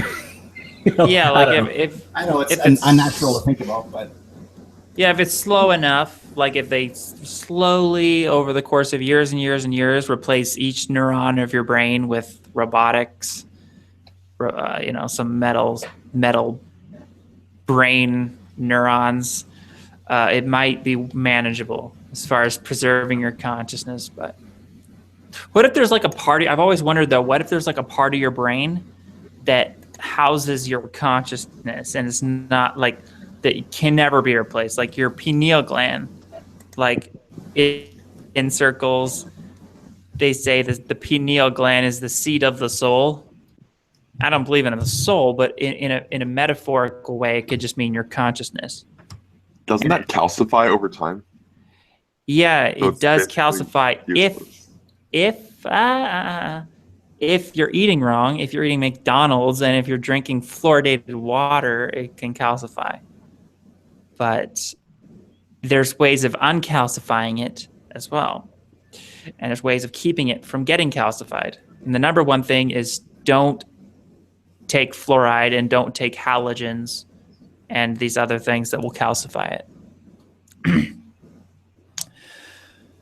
But yeah.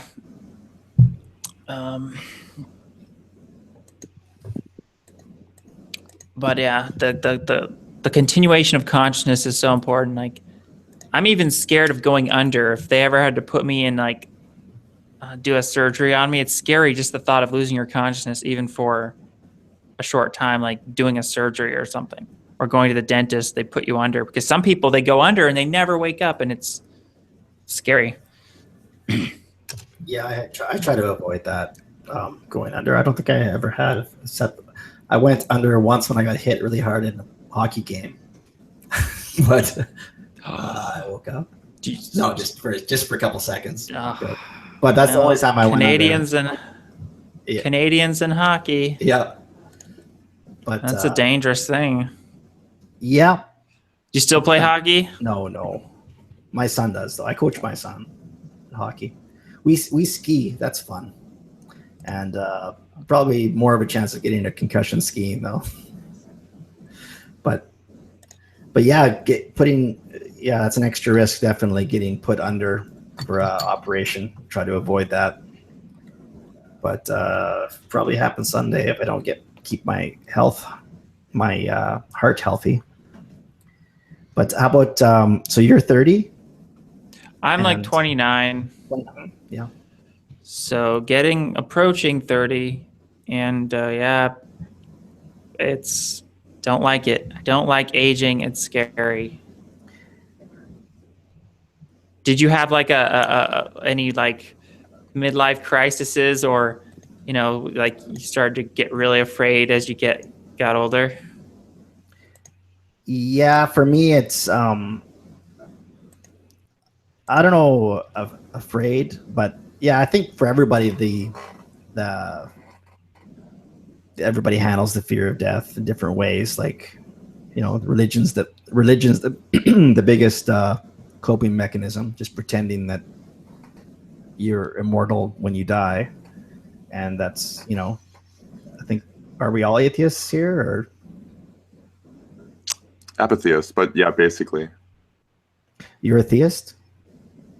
Apatheist, that means I don't really care. But I lean towards the atheist side, meaning like I think the question is irrelevant, and I just want to live my life the way I want to, regardless of if there's a God or not. That is a new term on me. Yeah, that's good. Apatheist. But if you did, like, that's kind of a weird idea, because if you did know that there was a God, let's say hypothetically, and you did know there was a God, it would change the way you live, right? Look, I mean, if there's a God that's saying, hey, you need to follow these rules. Yes, and if it was blatantly that obvious, like I've always tried to reach out to God when I was a Christian, and he just wasn't there. So just anecdotally, it didn't seem relevant. Like, I just stopped caring. Yeah. I couldn't find any ways for that being to sort of manifest in my own life. And I thought, okay, like the only way I could really change is if I do things my own way. And that just made me a little bit more responsible, I suppose, and gave me some purpose. Awesome. Yeah. That's really awesome. And I didn't really have a moment where I just you presented your case, I listened to it, and it was very convincing, and it that also gave me purpose. And I was kind of nihilistic back then, and you just sort of changed me 180 degrees. But it was very subtle. I was like, yeah, okay, this makes sense. What case? The case for living forever? For transhumanism, yes. Oh yeah. I didn't even think about it. I was like, wow, that's nice. Heck yeah. I mean, it's obvious. It's totally obvious. I'm just looking at the chat. So that I haven't even. article The is chat's really been funny. going this whole time. I haven't even been looking at the chat. Oh, really? I've been ignoring the chat, you guys. Oh gosh. And no, they're saying Rowan has a beer. No, it's not a beer, people. It's just a kombucha. You know, kombucha is not a beer. It's just a healthy drink. You know, fermented beverages. Yes, Andy VB, he gets it. It's kombucha. You guys ever drinking a kombucha? Pretty good. Nope. No, I haven't. Hey Troy, is there a way we could reach you later? Once the hangout is over, I suppose.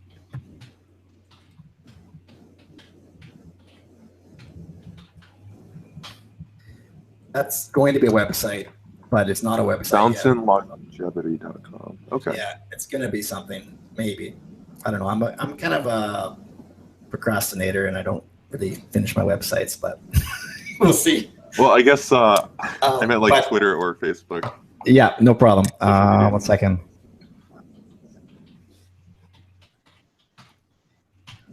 That's my Twitter. And Troy Brian. Yeah. Yeah, it'd be cool if you did like start doing a podcast and like, you know, that'd be awesome. That's what we need. We need more people doing podcasts about living forever and transhumanism and stuff. That's my Facebook there. I kind of have 2 Facebook accounts. I have, I'm kind of using this one for my stranger ideas, like voluntarism, anarchy, extropianism, transhumanism, different stuff. But I like anarchy. well, yeah. So, but do you like the? So, yeah, I'm kind of in the 10% of anarchists that aren't like kind of. It's kind of split between the anarcho-capitalists, which I am a member of, and then not a member, but I agree with them. And then there's kind of the anarcho-communists, basically anarcho-socialists type of thing. I don't know. No. Okay. I'm sort of in between anarcho-capitalist and anarcho-transhumanism. Okay. So I would be willing to live in any type of government as long as I get to live forever. Now there'll be like a couple compromises. I'm even fine with monarchy. Yeah. Monarchy, a Trump monarchy. Oh yeah. Boy. So I actually I'm doing some experimenting on Facebook ads, and I didn't think this would happen. And that is okay. So whenever I've tried ads before, I've tried targeted advertising to the population that would be interested in my idea, right? So, for instance, when I'm promoting gold money, like I target people that like Ron Paul and people that like the gold, and I tried this series of ads. You gotta find the Jews. They've only been. I think I'm an eighth Jew, so that's the smart part of it, I guess. The part of me that loves gold is the Jew. But let's see here. Oh yeah, so the really great thing is I'm targeting right now. I decided not to target people on interest. I'm targeting the whole Facebook population. So anybody, just normal people, and I'm targeting with these ads. I mean, these ads for fountain longevity, and I maybe show you a few of the pictures. But the great news is 1.4% of the general population of Facebook click like, and I never thought that was possible. I thought it would be like just a fraction of percent would like the idea of longevity of immortality. Because I say in it a cure for aging ? And I forget exactly what I say in the ad. Then I show kind of a picture. But yeah, 1.4% right now. The ad is it's only been going 3 days. I guess it's about 1.3 now. It's 11 likes in 940. I think that's actually a better approach instead of asking people like, "Do you want to live forever?" Because then you get really personal. But if you sort of take the libertarian approach and say, "Do you want a cure for aging?" and it's like, yeah, it would be nice to have other people just if they want to go ahead and do that. Like, why not? Sure. Yeah. Do you want to live forever? That's something I ask a lot of people. I've asked that question to so many people. Oh my gosh. I like the line, "Do you want to attain physical immortality?" It just sounds nicer. Kind of does sound nice. You're giving me like a weird face though. I don't know. No, it does. It does sound nice. It's more elegant. Like a superpower. Yeah, attain physical immortality. I guess I don't like to use the word immortality because it implies invulnerability. You know what I mean? It implies like that you couldn't die, which, I mean, that'd be ideal, I guess. But oh, look, he's sharing a screen. Oh yeah, so there's 3 of the ads I'm running here, and this one says, "If you could do it all again," and it has the progression of from baby to old man, and then this guy's looking at himself in the mirror. Cool. So is this an ad for your website?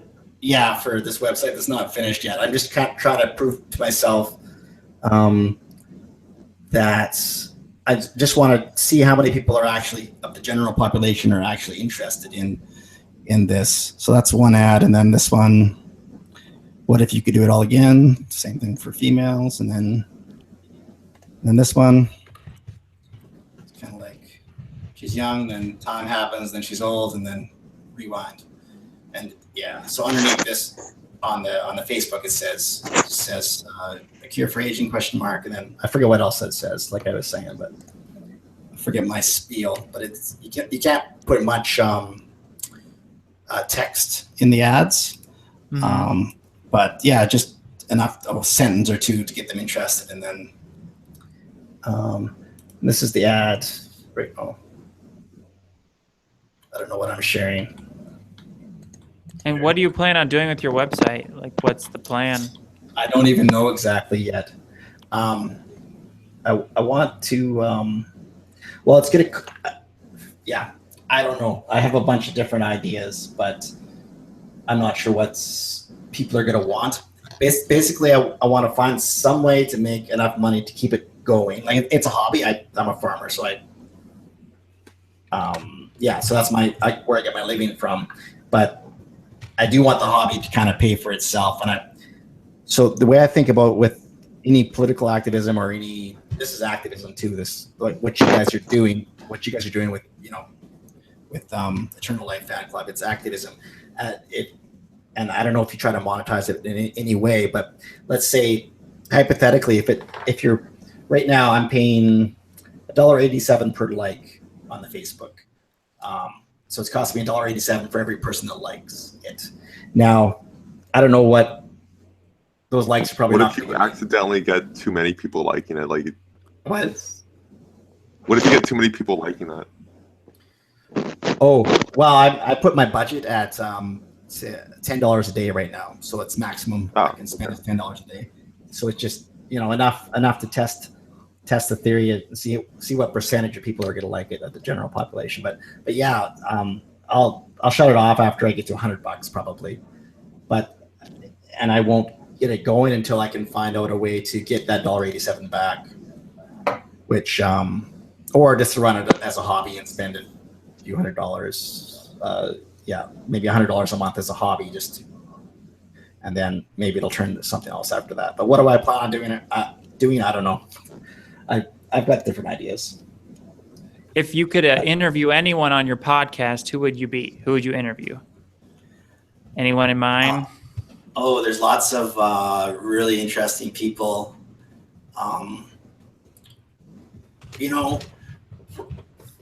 Bill Andrews is one of my favorite guys. I met him in person. Cool. Did Yeah, you do he a is video nice. with him? I He's might really have saw it if you did. I have not done a video with him. Oh, okay. No, but I want to. That'd be cool.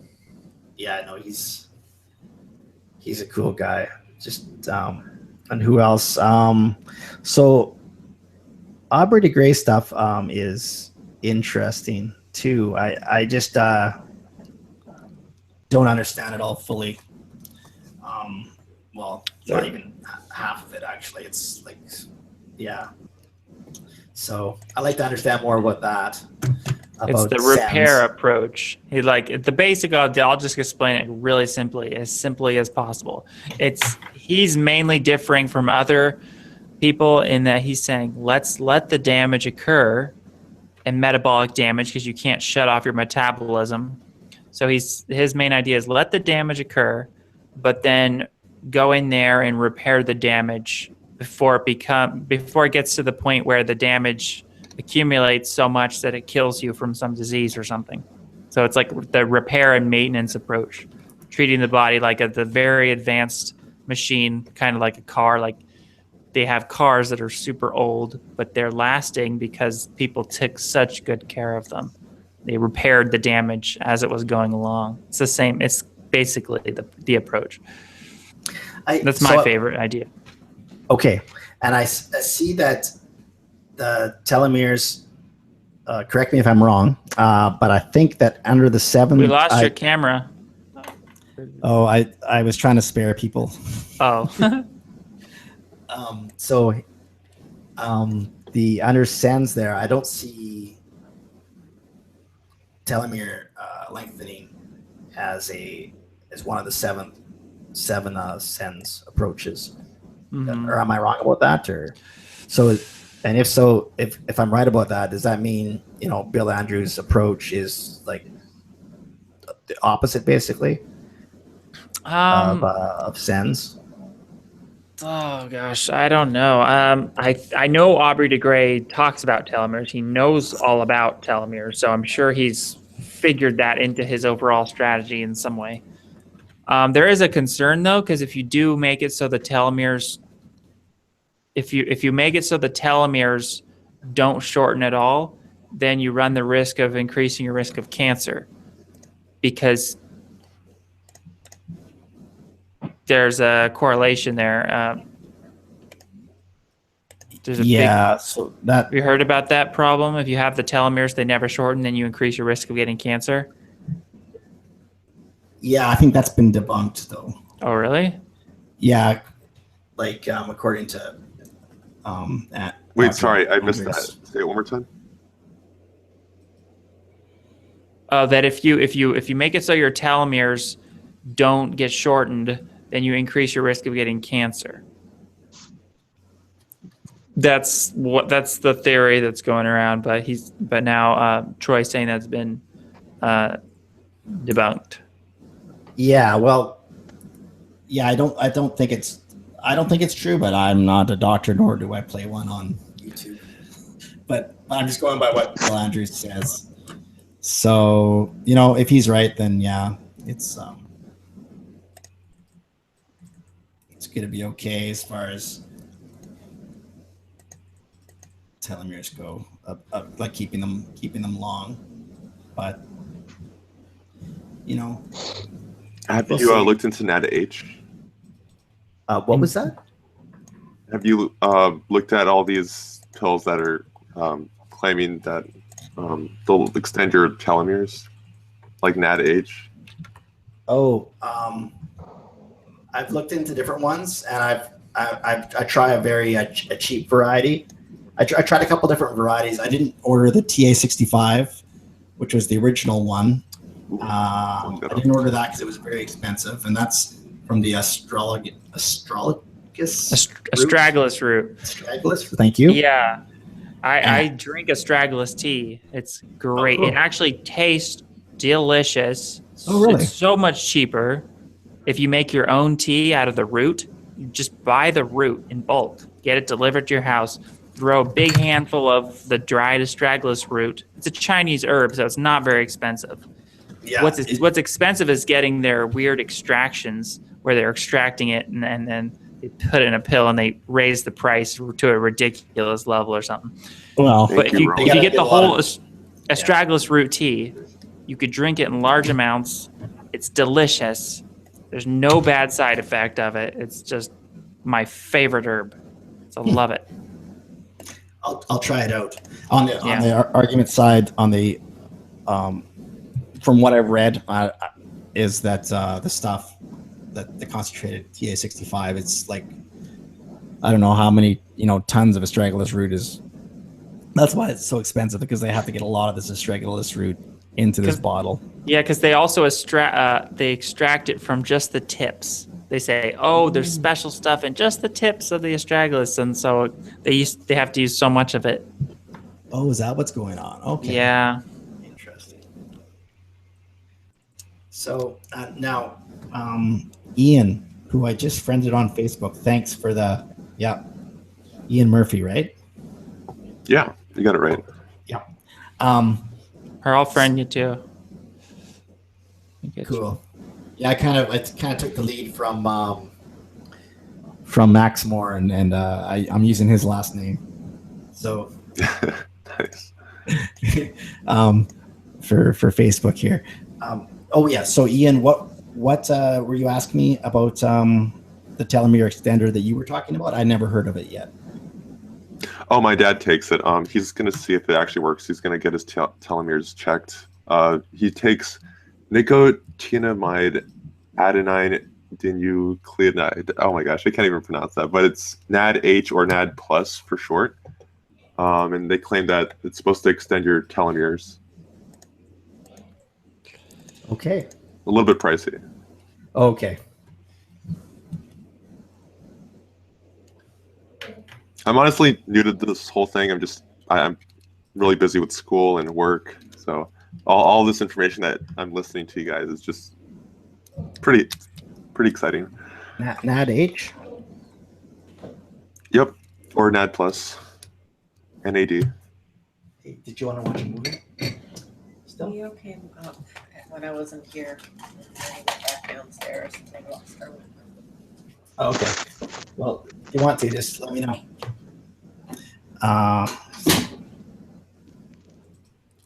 Ooh, my movie time. wife brought me tea. Well, apparently, okay, I have very good comments. First of all, it's really cool that your dad's into this. Is he my age? Wait, what? Is your dad, Ian, is your dad like 45, 50? He is close to 70, and he drinks beer every day. He also has diabetes, and he complains that he's going to die any day, but he still wants to live. Hopefully I've convinced him. Oh, good job. Good job for being a good influence. Yeah, I'll probably get diabetes if I don't switch it around right away. Because some of my uncles had it, and yeah, they became sedentary and yeah. You know what helps prevent diabetes? What? Cinnamon. Really?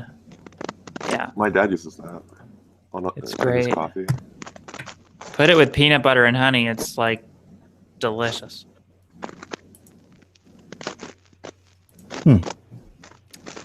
Cinnamon toast bread is my favorite. Cinnamon toast bread. That does not sound healthy. Yeah, I know.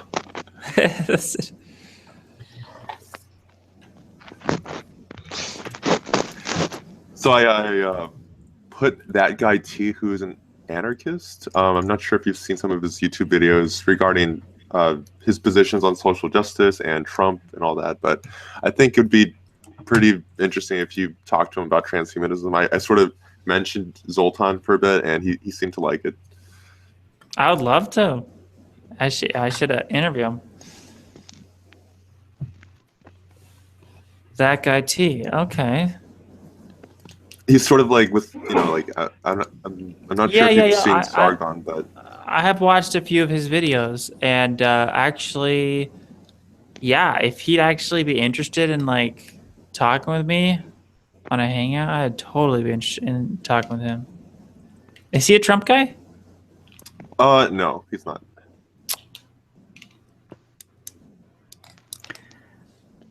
Another person is Peter Voss. I really like him. I never met him either, but Peter Voss. yeah. So he's an AI guy. He's got an AI research company, but he's into this. He's very, very thin. Like he's into this calorie restricted diet, and he's for as long as he's been on my radar. He's been writing about that.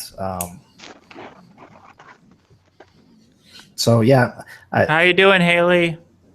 What's up? Just checking in with you. You doing good? Yeah, well, We're putting you to sleep. You're just gonna go to sleep. Weird, I can't find it. It's gonna be Okay. the Truman Show. It's gonna be the Haley Show. We're gonna stream her sleeping. When she sleeps, we'll just go put the camera on her and we'll just watch her all I night can't sleeping. find Peter Voss. What? You have to find Peter VOSS. Voss. VOSS. Oh, okay. Ah, there we go. Sweet. Yeah, he's got his profile pic on Facebook is Kepler motorcycles. He rides. So- he's a transhumanist, and He wants to live forever, Peter Voss? And yes, and he rides a motorcycle. That's his one danger. Well, that's an oxymoron there. I was actually thinking about Riding a getting motor- myself a motorcycle. What were you thinking of? Getting a motorcycle. Such Yeah, a well- daredevil. Yeah. So I know. I'm a very bad rider. Right, wait.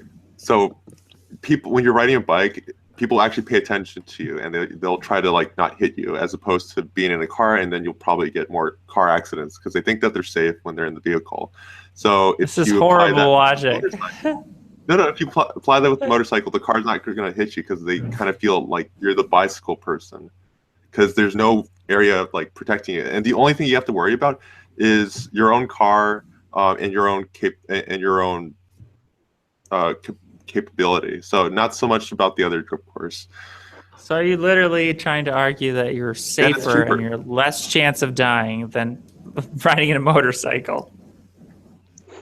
You have to also consider your neighborhood. If they drink I mean, if they don't drink, I mean, and there's not a whole lot of car accidents, then This needs to be a TED Talk. This needs to be a TED Talk. How you can decrease your chances of dying by riding in a motorcycle by Ian Murphy. it depends on the factors. Like if you know that there's a lot of people drinking in your area, then obviously that's not smart. Then you'd probably go for the car option. Yeah, I don't know. Hey, there's What free do you- parking at my college for people who ride motorcycles, so that's a good incentive. What do you take at college? Animation, graphic design. Oh, cool. I'm hoping to influence the world because, well, not the world, but just our own culture, because people like to listen to music and watch movies, and so I'm hoping to like kind of steer them into that direction. Like by producing content that's good to look at. Maybe like making cartoons or and that sort of stuff. has good morals to it or good messages in it, and that way influence people. Is that what you're saying? Yeah. Yeah. Cool. So speaking of influencing people, how do we as a transhumanist movement, I don't even like to use the word transhumanist. We should call ourselves the transhumanist movement because we're associating with all this mind uploading bull crap. We need a new word that doesn't include this mind uploading crap. like, I don't know, the eternal life movement or the living forever movement, something. The immortalists. There you go, immortalists. There, I like that. I like that better.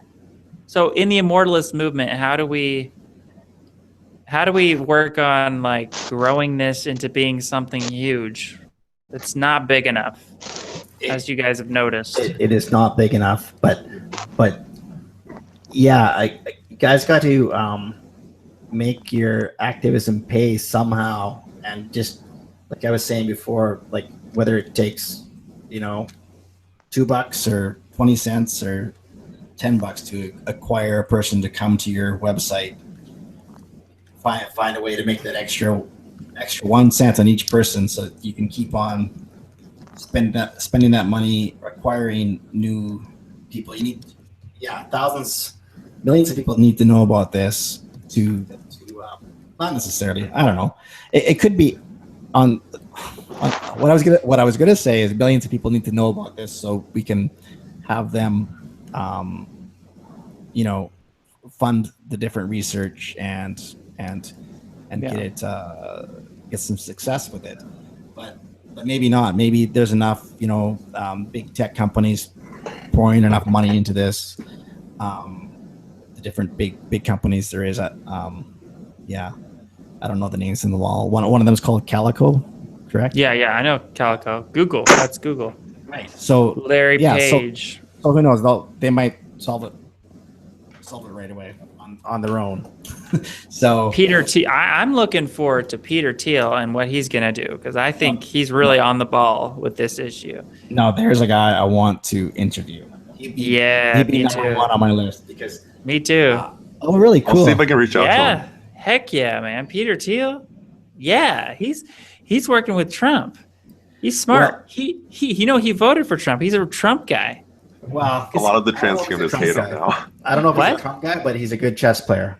No, he's a Trump guy. He spoke at Trump's I convention. know. I saw the speech or speeches. Oh, okay. I do know, but I'm just saying he might not be as Trumpy of a Trump guy as you think. Like, certain issues he probably with him about, Mm-hmm. but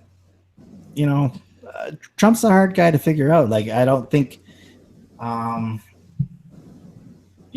think Clinton's would have been a lot more evil than him, but you knew what you were getting with Clinton. That brand of, fascist evil. But with Trump, it's like, what's his game plan? I don't know. But To help us all live forever, make America live forever. That's Trump's game plan. the one thing, if he follows through on when he says he's going to cut make the FDA, make it more expedite. What's the word? Make things go through the FDA faster. That was a good thing. As far as in the transhumanism sector. He's for like more. I think the way Trump's going to help us all live forever, and that he's going to take down these bureaucracy that slows down progress. He's going to make it so, less regulations, less bureaucracy, more just freedom. I viewed him as being more libertarian than anyone else in that race. He's for freedom and protection. He's the best of both worlds, because not only is he for freedom and more libertarian principles, but he's also for protecting us from terrorism and extreme vetting and all these things that we need. But I think the protection you need from terrorism is just to bring all your armies, all your troops back into your own borders and apologize to all the bombs you dropped on different countries. Canada hasn't apologized until you too. But I think that would go a long ways to decreasing terrorism. And it would save a lot of money. But I don't see Trump as a. I mean, I'll probably talk to you again now. Talk to you, and we'll see how the issue is going in a couple of years. Whether you still have the same opinion. See him as you seem to have a lot of hope in your voice about what he's going to do, and I hope he does positive things. And I think there's a tremendous amount of resistance though in the state, what Doug Casey would call the deep state. Other people use the word deep state too. It's just basically all these alphabet soup departments that just kind of go along forever. They never disappear. Like, they never solve the problems. Government never, at the government department never solves the problem it was put in place to solve, ever. And it never disappears, never goes away. And these things are they're just printing out paychecks for people, and these things are controlled by the bureaucrats, and it's very hard to change. Now, do you think it will change? Do you think government should fund life extension research, through taxpayers' dollars, or do you think it should be completely funded by private industry, and that the government shouldn't get involved in this? Because I know you're libertarian, so I'm wondering what your approach would be. This is the best question, and the fact that you asked the question means a lot. Because I asked that question so the answer is no. I do not think the government should exist. Okay, I believe in a world like, if you read, actually, my top favorite fiction book is called The Diamond Age by Neil Stephenson, and that has basically there's no nation state anymore, and it's like people are divided up into files. They're called files. They have people of similar interests, so you could have a little enclave of this one file. In like a city can be divided up into like 10 different factions of place, and there's something called the Common Economic Protocol, which is kind of the only law there is basically how transactions should be done between three individuals, right? And but otherwise there's no. It's called The Diamond Age, and you can get it on Audible book if you want to listen to it while you pedal your bike just back and forth to school. That plug-in. Yeah. Yeah, it's my favorite, but it's really, I don't know where I was going with this. Oh yeah, so if you get government funding, so yeah, there's people wanting government funding, and like Zoltan Isfan, he talks about if he was president, he'd $1 billion into anti-aging.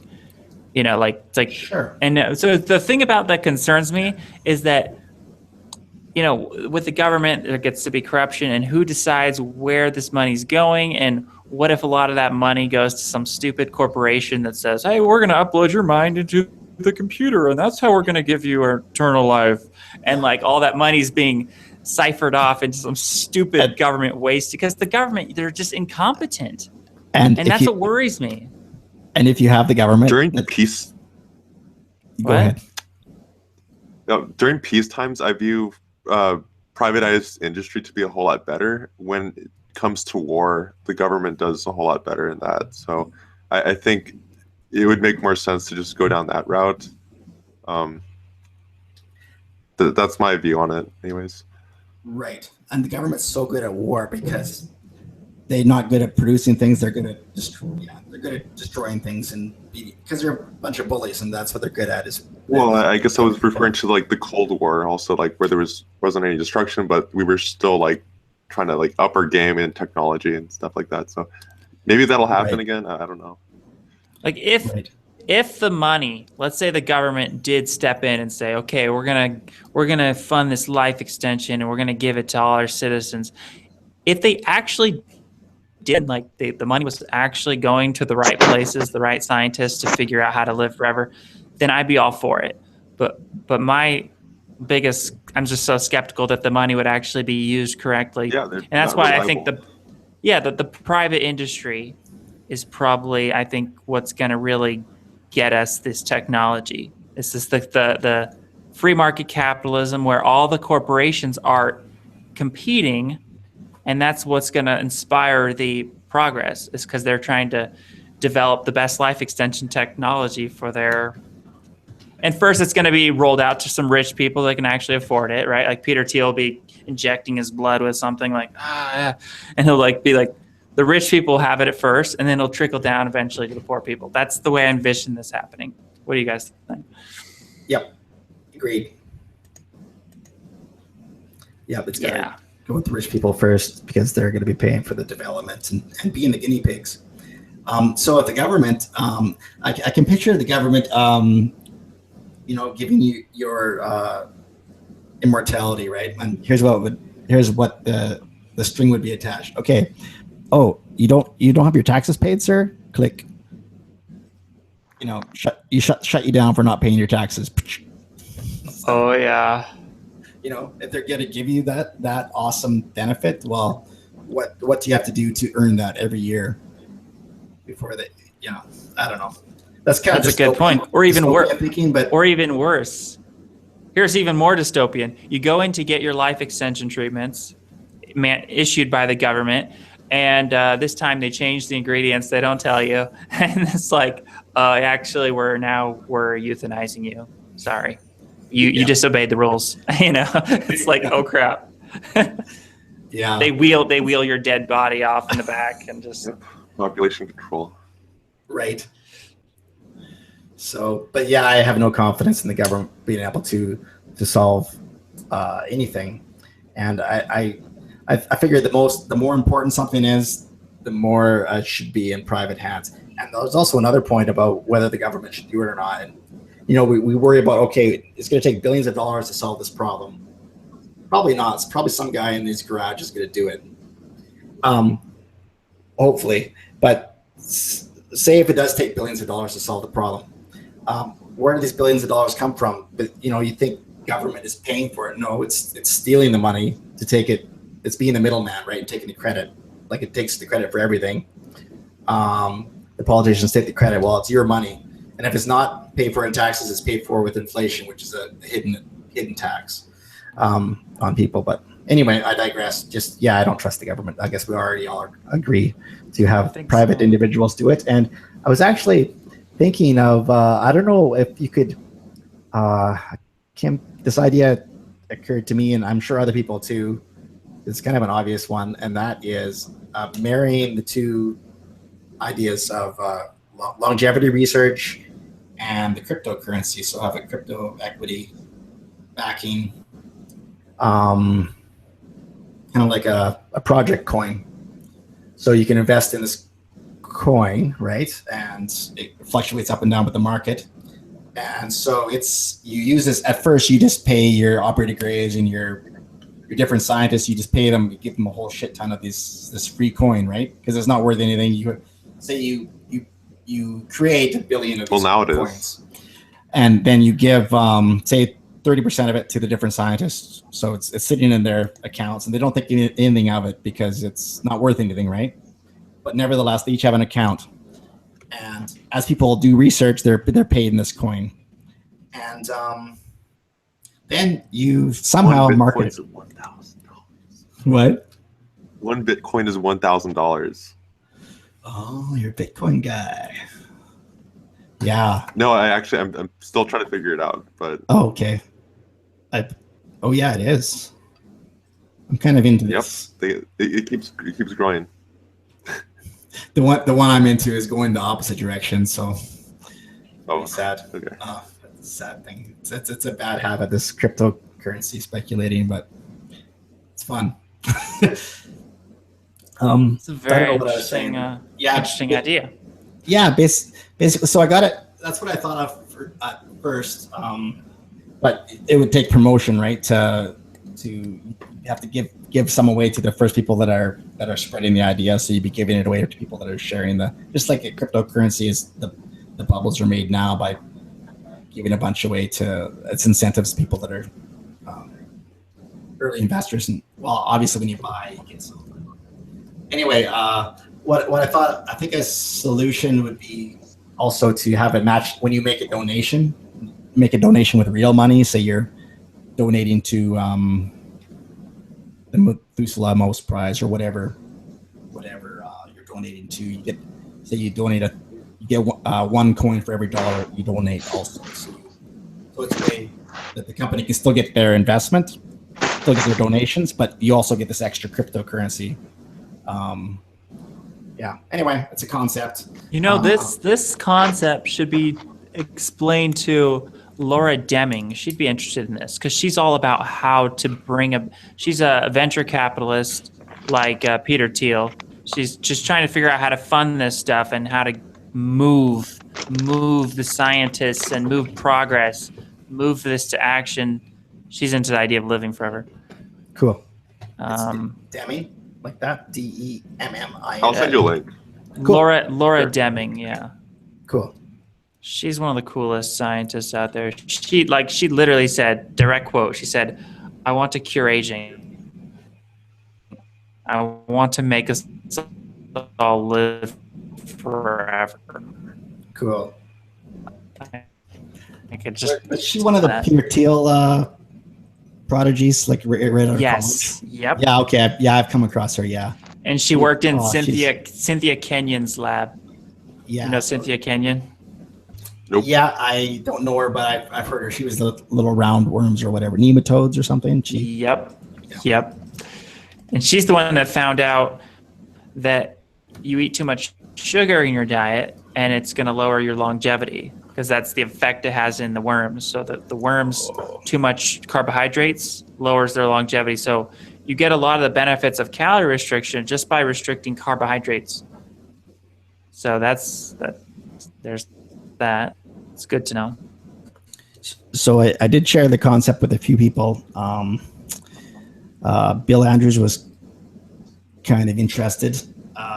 Liz Parrish was interested, but I don't think it's been launched yet, but she already partnered with the Waves platform, which is out of Russia. It's a cryptocurrency platform, they can make different stocks, similar to like BitShares or different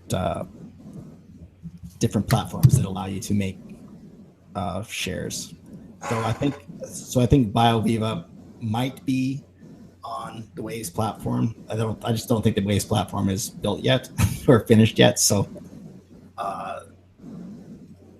probably that was a connection with the Dmitry guy, the Russian. They probably were all connected together there. So, yeah, that's all I have to say about that.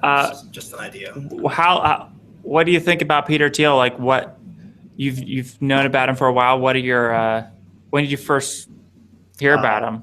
I first heard about him like reading about. I've read his book 0 to 1, which has really influenced my thinking as far as back to where I heard about him first, just from PayPal and probably an article in Wired after PayPal was already a thing, but looking back to him being a libertarian at the time and wanting it to actually not be just a money transfer thing. He wanted PayPal to be a new money. Like he was very, like it was for like taking the Federal Reserve note and kicking it in the nuts basically and taking over the system, monetary system, right? Being a more free monetary system. But anyway, that didn't happen. And instead, spread very well virally with the I think it was $10 incentive to spread that.